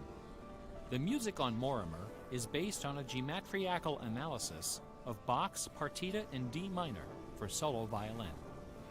This analysis, by German professor Helga Thom, assigns numeric values to the duration of notes, the number of bars, and the German letter notation of the partita. In doing so, she claims to have discovered the complete text of several liturgical ceremonies encoded in the notes. The CD presented these hidden texts superimposed over the original music. The result was strangely melancholy, dark, haunting, and very, very popular. Quite a few music critics attacked this disc. They didn't buy Professor Thom's analysis, dismissing it as a combination of numerology and canny marketing. Their caution was not without basis. Numerology is a slippery slope down which many a fine mind has slid to its doom. Allow me to offer an amusing anecdote from my own experience. Back in the early 90s, before the internet took off, one of the more popular online bulletin board systems was a service called Prodigy. I bought an account on Prodigy so I could join a fraternal interest group and gossip with fellow members around the country. One day, a stranger appeared on our bulletin board. Right away, I knew we were in trouble. This fellow, whose name was Gary, began spouting all kinds of apocalyptic nonsense about worldwide conspiracies, secret societies, and devil worship. At first, we tried to be polite. We questioned his sources, corrected his histories, logically refuted his claims, and tried to behave in a civilized manner. But instead of soothing him, our attention only made him worse. His conspiratorial warnings became urgent, approaching hysteria. He began to threaten people who disagreed with him. To coin a phrase, Gary went all uppercase. But his most urgent warnings weren't about the gays, the Jews, the Rockefellers, or the Illuminati. According to Gary, the greatest enemy of mankind was Santa Claus. Gary claimed to possess a secret numerical formula that proved beyond a shadow of a doubt that Santa Claus was an avatar of the Antichrist. Intrigued, we pressed Gary to reveal his formula. In doing so, we walked right into his trap. We should have known he had a book to sell. I fell for it. I sent him the $15. Less than a week later, the book arrived. Above an ominous photograph of the Washington Monument was a title, 666. 僕の前髪の666だよ。 Inside this privately printed 494-page monster, Gary reveals a simple geometrical formula by the ancient Sumerians. This formula assigns successive products of 6 to each side of the alphabet. A equals 6, B equals 12, C equals 18, etc. Imagine my dismay when I applied this ancient formula to the name Santa Claus and obtained the blasphemous sum of 666, the biblical number beast. 大したなるつ I も went り。 on Prodigy and reported to ロック the ロックロッ stunned クが members of our interest group that 絶対あ Gary る was か right ら、 after all. There could be no doubt that according to the unimpeachable wisdom of ancient Samaria, Santa Claus was the Antichrist. もう聞こう聞こう、これ。 I then went on to point out several other names which, 夜 when に submitted 好 to きな Gary's めっちゃ formula, 入ったら、ピッ also produced the sum もうすぐクロックロックとなる単語があるんだ。 names で like ここ St. だ。 James, New York, and New Mexico. Soon the bulletin board was filled with discoveries うん、 like ピッチ、ピッチ、カラオケに行く。 Boston tea, and most sinister of all, sing karaoke. Gary left us alone after that. I got my $15 worth. But Gary is hardly the first person to もう connect. こういうの聞くのは面白い。 People have been looking あ、 for 楽しいってだけで the も、 Bible for hundreds of years. 読み価 The 値はあると Hebrew 思う。 mystical tradition of Kabbalah can be described as a geometriacal meditation on the Pentateuch, the first 5 books of the Old Testament. The advent of computers has made the application of 本当に楽し numerology い of し、 the Bible fast and これだ efficient. けでも、 The latest spate of Bible searching was instigated by a book published in 1998 by Michael Drosnin, a former Wall Street Journal reporter. His book, The Bible Code, applied a skip cipher in which every nth character in a text is combined to form a message. そうなんだ。 By applying his skip cipher to the Hebrew text of the Old Testament, Drosnin claimed to have discovered predictions of World War II, the Holocaust, Hiroshima, the assassination of Yitzhak Rabin and both Kennedys, the moon landing, Watergate, the Oklahoma City bombing, the election of Bill Clinton, the death で、あと思ってるのは We also know that during those そうだ、 same コメン years, ト欄 a 開 man かな with い the と。 last name もうちょっと Silver 考えるよ。ちょっと待って。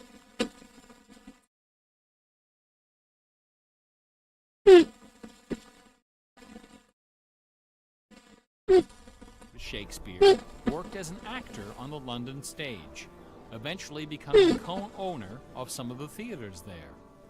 We also know that about the same time, a number of most excellent poems and plays were published in London under the name Shakespeare. We do not know for a fact that the landowner in Stratford and the actor in London with a similar last name were one and the same man. We do not know for a fact that either man had anything to do with the poems and the plays. All we know is that those poems and plays have, in the 400 years since their composition, come to be regarded as a pinnacle of Western culture. The works attributed to Shakespeare appear to have been written by a man or woman who knew something about just about everything. They're filled with references to mythology and classic literature, games and sports, war and weapons of war, ships and sailing, the law and legal terminology, court etiquette, statesmanship, horticulture, music, astronomy, medicine, falconry, and, of course, theater. Therein lies the problem. How could a farmer's son of uncertain schooling, from a mostly illiterate country village, a man of practically no account at all, wield such encyclopedic learning, with so much eloquence and wit, so much wisdom and human understanding? For the first 150 years, nobody questioned the traditional history of the bard. Then, in the late 18th century, Reverend James Wilmot, a distinguished scholar who lived just a few miles north of Stratford, decided to write a biography of the famous playwright. Dr. Wilmot believed that a man as well educated as Shakespeare must have owned a fairly extensive library, despite the fact that not a single book or manuscript is mentioned in his will. Over the years, he speculated, some of those books must have found their way into local collections. And so, the good Reverend Doctor scoured the British countryside, taking inventory of literally every bookshelf within 50 miles of Stratford. Not a single book from the library of William Shakespeare was discovered. Neither were there found any letters to, from, or about Shakespeare. Furthermore, no references to the folklore, local sayings, or distinctive dialect of the Stratford area could be found in any of Shakespeare's writings. After 4 years of painstaking research, Dr. Wilmot concluded, to his own dismay, that only one person contemporary with Shakespeare of Stratford had ever demonstrated the wide-ranging education and expressive talent needed to compose those poems and plays. That man was the multilingual author, philosopher, and statesman, inventor of the scientific method, Chancellor to the courts of Queen Elizabeth and King James, Sir Francis Bacon. Dr. Wilmot never dared to publish his theory, but before he died, he confided it to a friend, James Cowell, who, in 1805, repeated it to a meeting of the Ipswich Philosophical Society. The members of the society were suitably outraged, andこれ立ち位置ずれたら、それで担当しなかったら、配信外であろうかな。Stratford, Connecticut, published a book called The Philosophy of the Plays of Shakespeare Unfolded. In this book, Miss Delia Bacon, no relation to Francis, claimed that the works of Shakespeare were written by a secret cabal of British nobility, including Sir Walter Raleigh and Sir Philip Sidney, as well as Sir Francis Bacon. Delia Bacon's book electrified the world of letters. Battle lines were drawn between the orthodox Stratfordians and the heretical Baconians.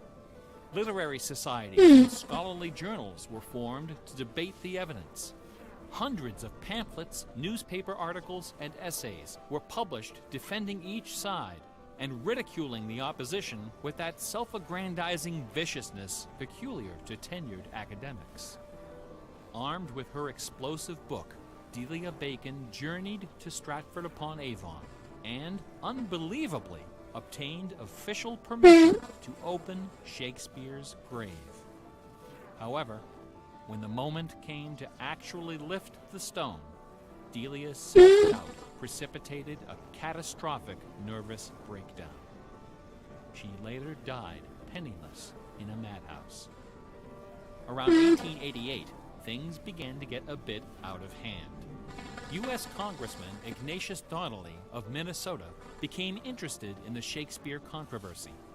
One day, browsing through his facsimile copy of the first folio of 1623, he noted that the word bacon appeared on page 53 of the histories and also on page 53 of the comedies.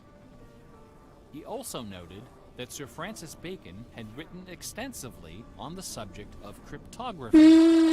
Donnelly began counting line and page numbers, adding and subtracting letters, drawing lines over sentences, circling words, and crossing them out. The result was a complex and virtually incomprehensible algorithm, which he claimed was invented by Bacon to hide secret messages inside the first folio. The greatest Easter egg hunt in the history of Western civilization had begun. Here are just a couple of the sillier highlights.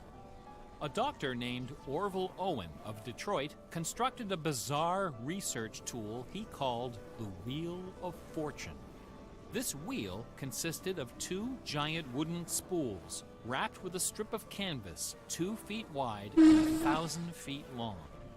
Onto this canvas, he glued the separate pages of the complete works of Bacon, Shakespeare, Marlowe, Greene, Peele, and Spenser, together with Burton's Anatomy of Melancholy.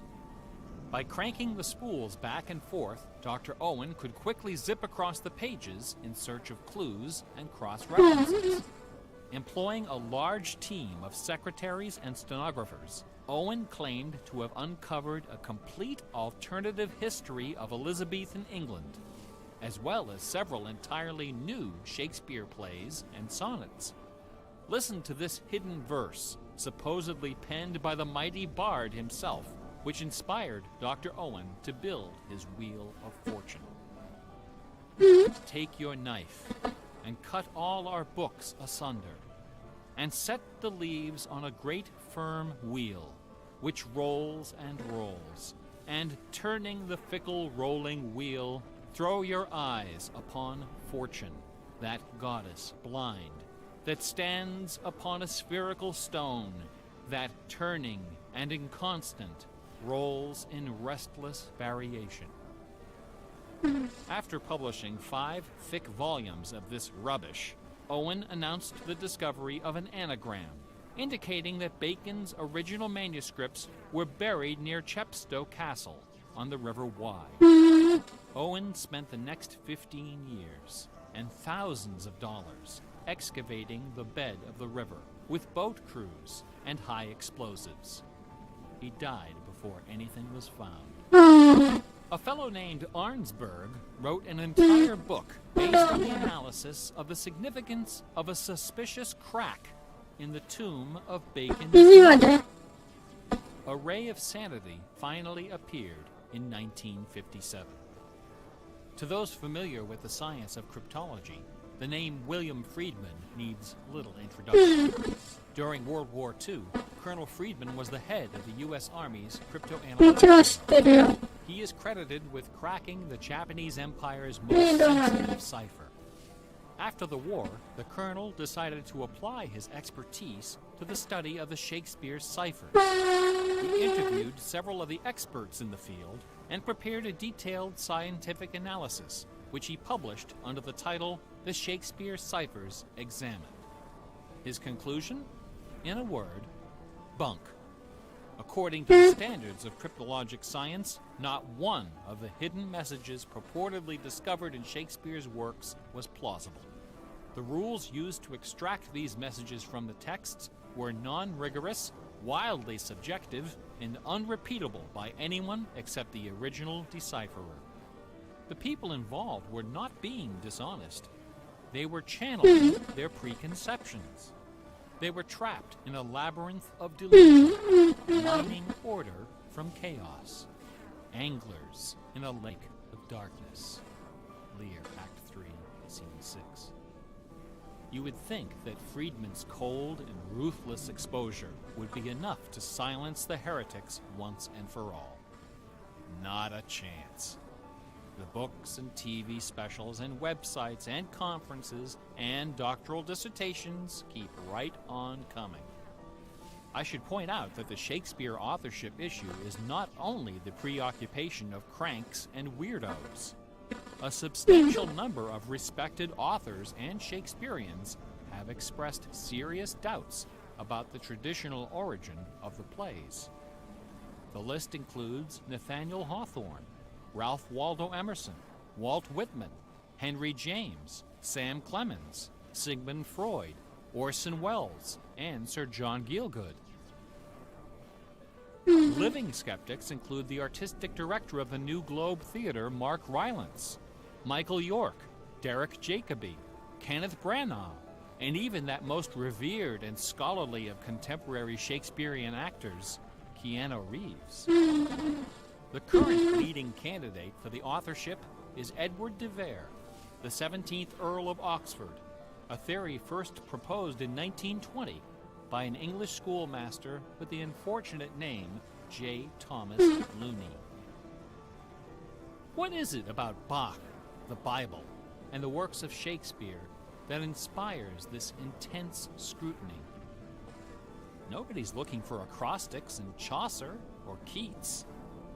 There are no hit CDs of the secret chorales of Wagner or Beethoven.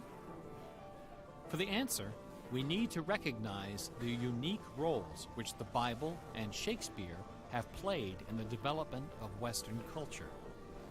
No other single work of literature has influenced modern English more than the translation of the Holy Bible published in 1611 under the auspices of King James I.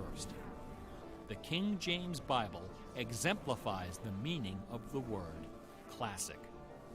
It has been called the noblest monument of English prose, the very greatest achievement of the English language. It has served as an inspiration for generations of poets, dramatists, musicians, politicians, and orators. countless people have learned to read by repeating the phrases in this, the only book their family possessed. Our constitutions and our laws have been profoundly shaped by its cadences and imagery. But even the glory of the King James Bible, compiled by a committee of 46 editors over the course of a decade, pales before the dazzling legacy of the Swan of Avon. The lowest estimate of Shakespeare's working vocabulary is 15,000 words, more than 3 times that of the King James Bible, and twice the size of his nearest competitor, John Milton. His poems and plays were written without the aid of a dictionary or a thesaurus. They didn't exist yet. It was all in his head. When Shakespeare had a thought for which Elizabethan English had no word, he invented one. The Oxford English Dictionary lists hundreds of everyday words and phrases which made their first appearance in the pages of the Bard.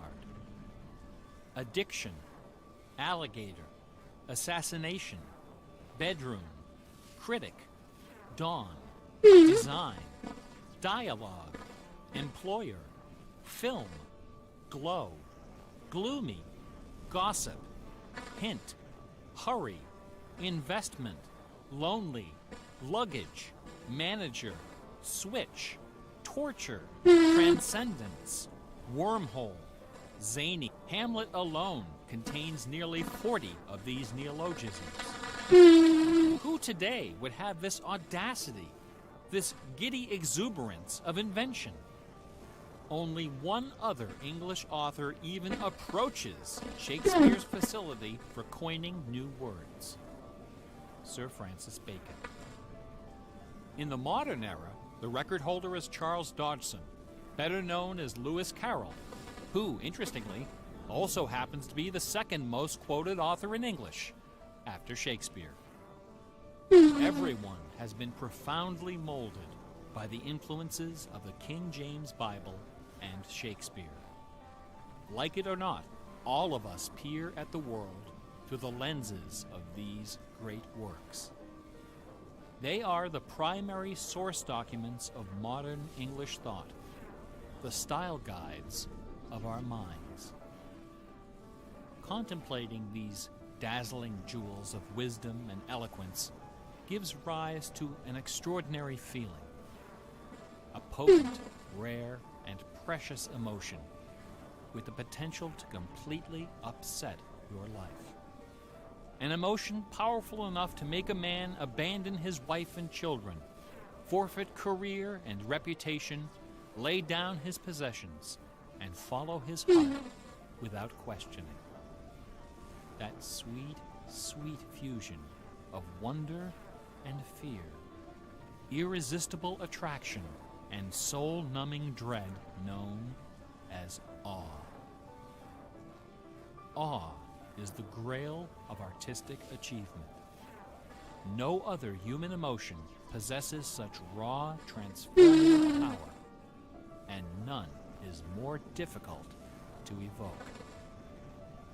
Few and far between are the works of man that qualify as truly awesome. It is awe that convinces a rabbi to spend a lifetime decoding Yahweh from the Pentateuch. Awe that sends millions of visitors each year to the pyramids of Giza, Guadalupe, and Mecca. It was awe that drove poor Delia Bacon to her doom. Now, please don't come away from this lecture thinking that the key to awesome game design is the installation of Easter eggs. Ordinary games with their contrived Easter eggs and cheat codes are like the Battery of the Month Club. You have to trudge down to the back of the store to get what you really came for. If superpower is what people really want, why not just give it to them? Is our imagination so impoverished that we have to resort to marketing gimmicks to keep players interested in our games? Awesome things don't hold anything back. Awesome things are rich and generous The treasure is right there. One afternoon, I was sitting alone behind the counter at that old Radio Shack store. My boss had stepped out for some reason. An elderly woman walked through the front door. Like most of our customers, she was shabbily dressed, probably on a fixed income. I assumed she was there for her free battery. But instead, she placed a portable radio on the counter. This little radio came from the days when they boasted about the number of transistors inside on the case. It was completely wrapped in dirty white medical tape. The woman looked at me and asked, "Can you fix this?" Slowly, I unwrapped the medical tape, peeling away the layers until the back cover of the radio fell off, accompanied by a cloud of red dust. The interior of the radio was half eaten away by battery leakage and corrosion. I looked at the radio. I looked at the old woman. I looked back at the radio. I reached behind me, where the expensive alkaline batteries were hanging like prescription medication, and removed a gleaming 9-volt cell from its gold blister pack. Then I pulled a brand new transistor radio from a box, installed the alkaline, and helped the lady find her favorite station. No money changed hands. She left the store without saying a word. Awesome things are kind of like that.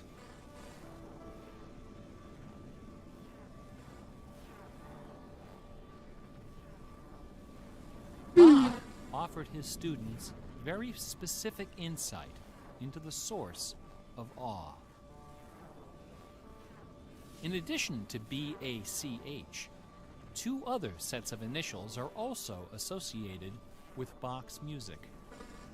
These initials are not hidden in the notes. Instead, they're scrawled right across the top of the manuscript for the whole world to see. The initials are SDG and JJ. SDG stands for the Latin phrase Sole Deo Gloria, to the glory of God alone. JJ stands for Jesu Juva. Help me, Jesus. Bach wrote all of his great masterpieces sub specie aeternitatis, under the aspect of eternity.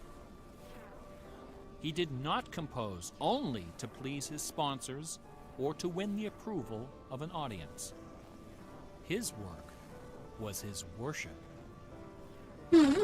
Bach once wrote, "Music should have no other end and aim than the glory of God and the recreation of the soul. Where this is not kept in mind, there is no true music, but only an infernal clamor and ranting." The name of the power that moves you is not important. What is important is that you are moved. Awe is the foundation of religion.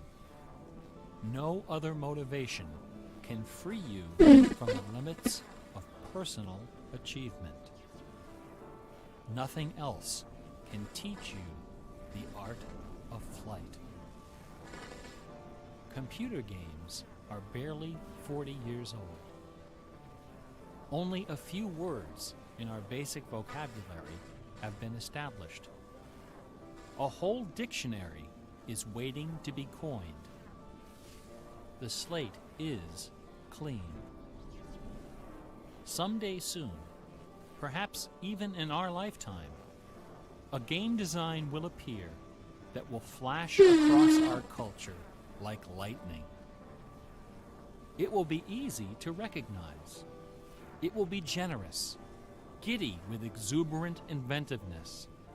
Scholars will pick it apart for decades, perhaps centuries. It will be something wonderful, something terrifying, something awful.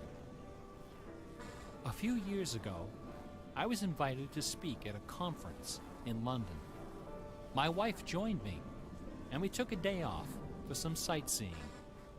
We decided to visit England's second biggest tourist attraction, Stratford-upon-Avon. It was cold and rainy when our train arrived. Luckily, most of the attractions are just a short walk from the station.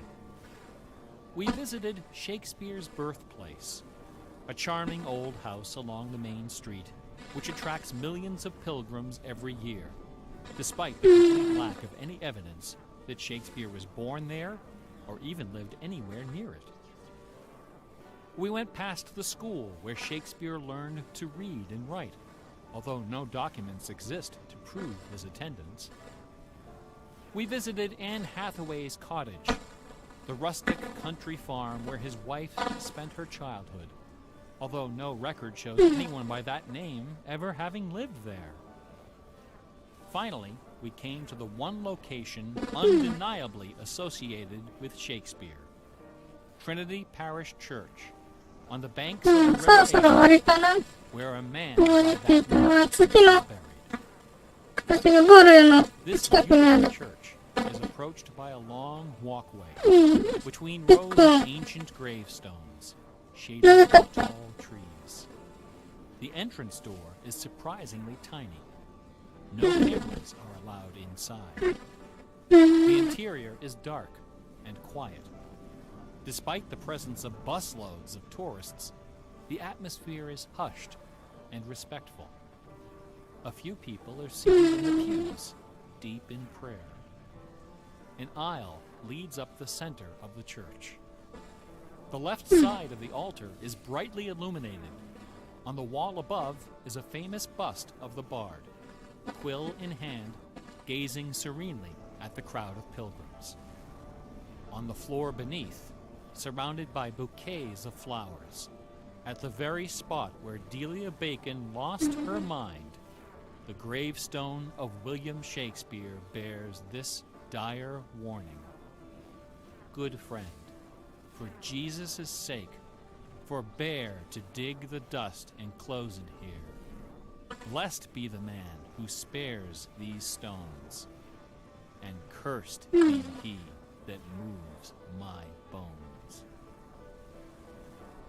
Every year, 3 million pilgrims arrive from every nation on earth to approach this stone and consider the likeness of a man whose body of work can only be described as awesome. By contrast, the right side of the altar is dark and featureless. Nobody of any consequence is buried there. The only point of interest is a wooden case of simple design, carved of dark oak. Inside the case, sealed beneath a thick sheet of glass, lies a large open book. A plaque on the case identifies this book as a first edition of the King James Bible, published in 1611, when Shakespeare was 46. Not many pilgrims visit this side of the altar.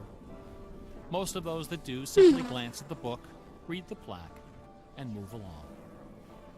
A few, more observant, note that the Bible happens to be opened to a page in the Old Testament, the book of Psalms, chapter 46. No explanation is given for this particular choice of pages. For the initiated, none is necessary. If you are of inquisitive bent, if you are intrigued by English history and literature, if you value your peace of mind, cover your ears now. In the year 1900, a scholar noticed something about the King James translation of Psalm 46. Something terrifying, something wonderful. The 46th word from the beginning of Psalm 46 is shake. the 46th word from the end is spear. There are only two possibilities here. Either this is the finest coincidence ever recorded in the history of world literature, or it is not. The Earth revolves around only one sun and has only one moon. The moon happens to be 400 times smaller than the sun. The sun happens to be 400 times farther away. And the apparent paths of the moon and sun in our sky happen to intersect exactly twice every month. Which means that every now and then, at long yet precisely predictable intervals, the lunar disk slips across the face of the sun and just barely conceals it for a few wonderful, terrible minutes. A fine coincidence, no?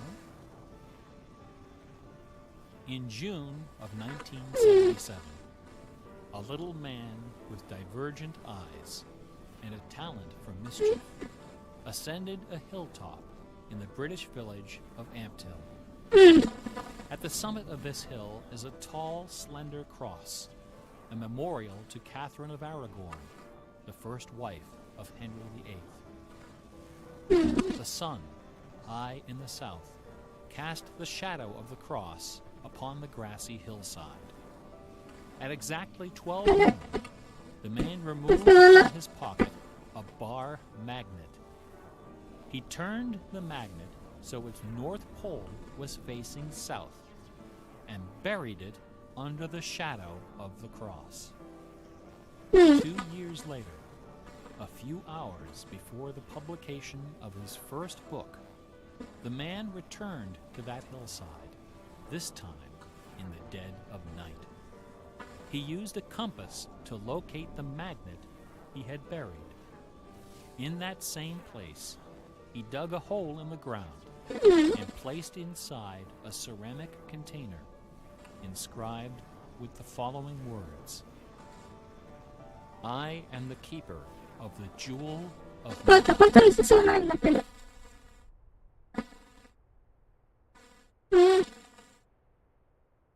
masquerade, which lies waiting safe inside me or eternity. やった。失敗したかと思った。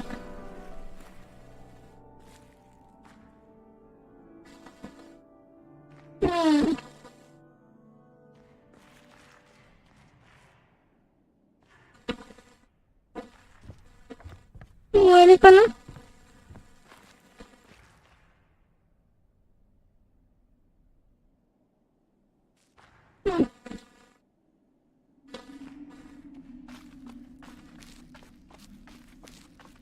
よし。よし、それだよ。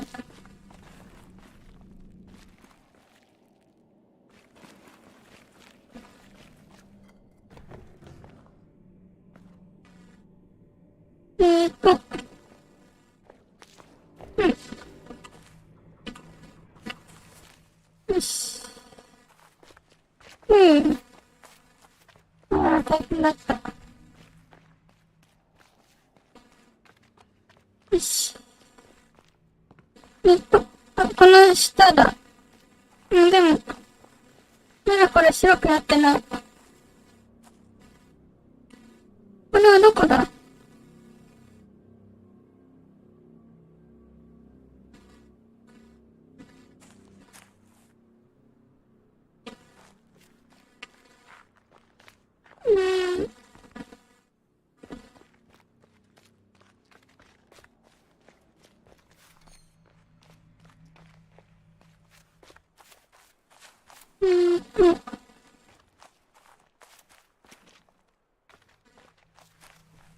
一つものリスト。どこのものリストだ。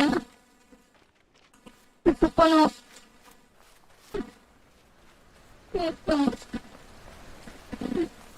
映像見た部屋のやつの、出したら、どこの、キラキラしてるとこはない？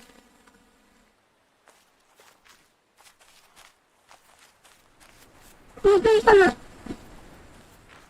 そこの岩のとこのやつ。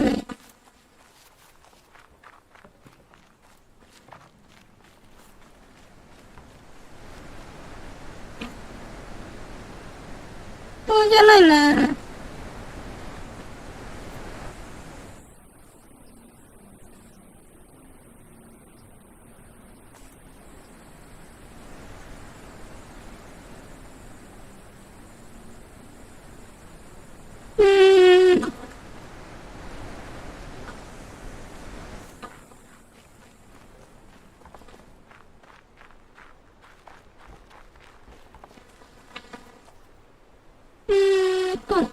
待って、よく考えよう。この、月のやつの形どんなやったか。月を、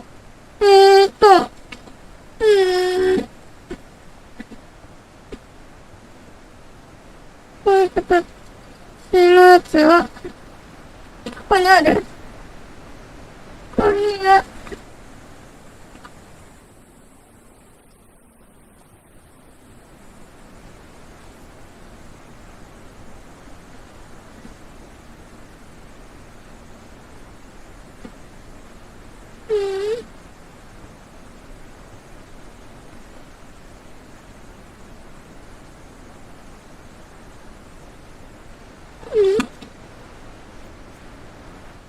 これじゃないかも。この近くに、映写室の近くのモノリスはやっぱ、あそこだよね。街の、ここのやつ。でももう一回見に行くか。もう一回見に行く。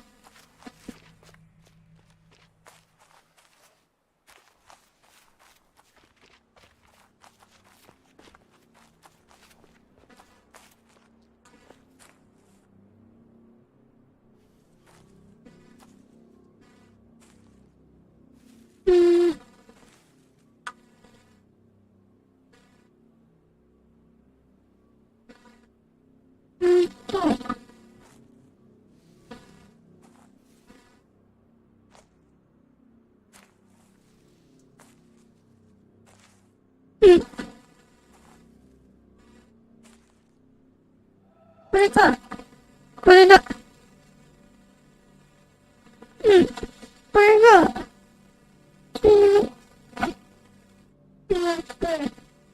緑のやつ。これが、映像の後ろに回って、引いたやつ。これが、映写室の上に、上って、引いたやつ。で、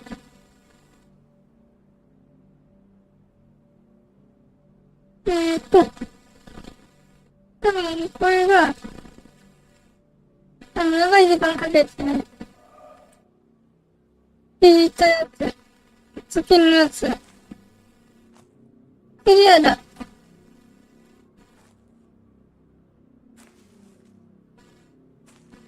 よし。疲れた。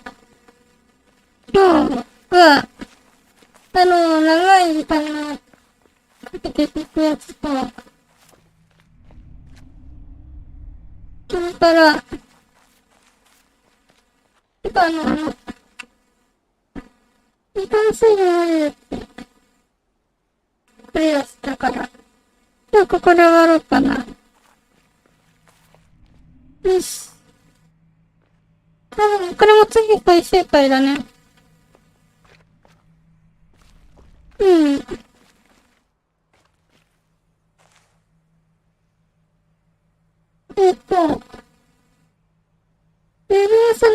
最終回だし、この一つだけのゲームも次最終回だし、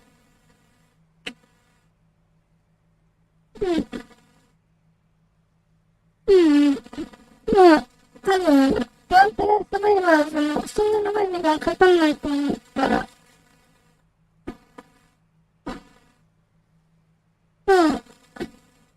そうだね、まあ、この前、下に作ったゲーム、始めようかな、そしたら。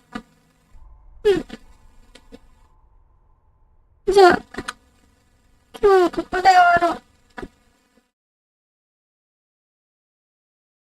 明日は、さっき言った有名さんのゲームやるよ。じゃあまた、明日の配信で。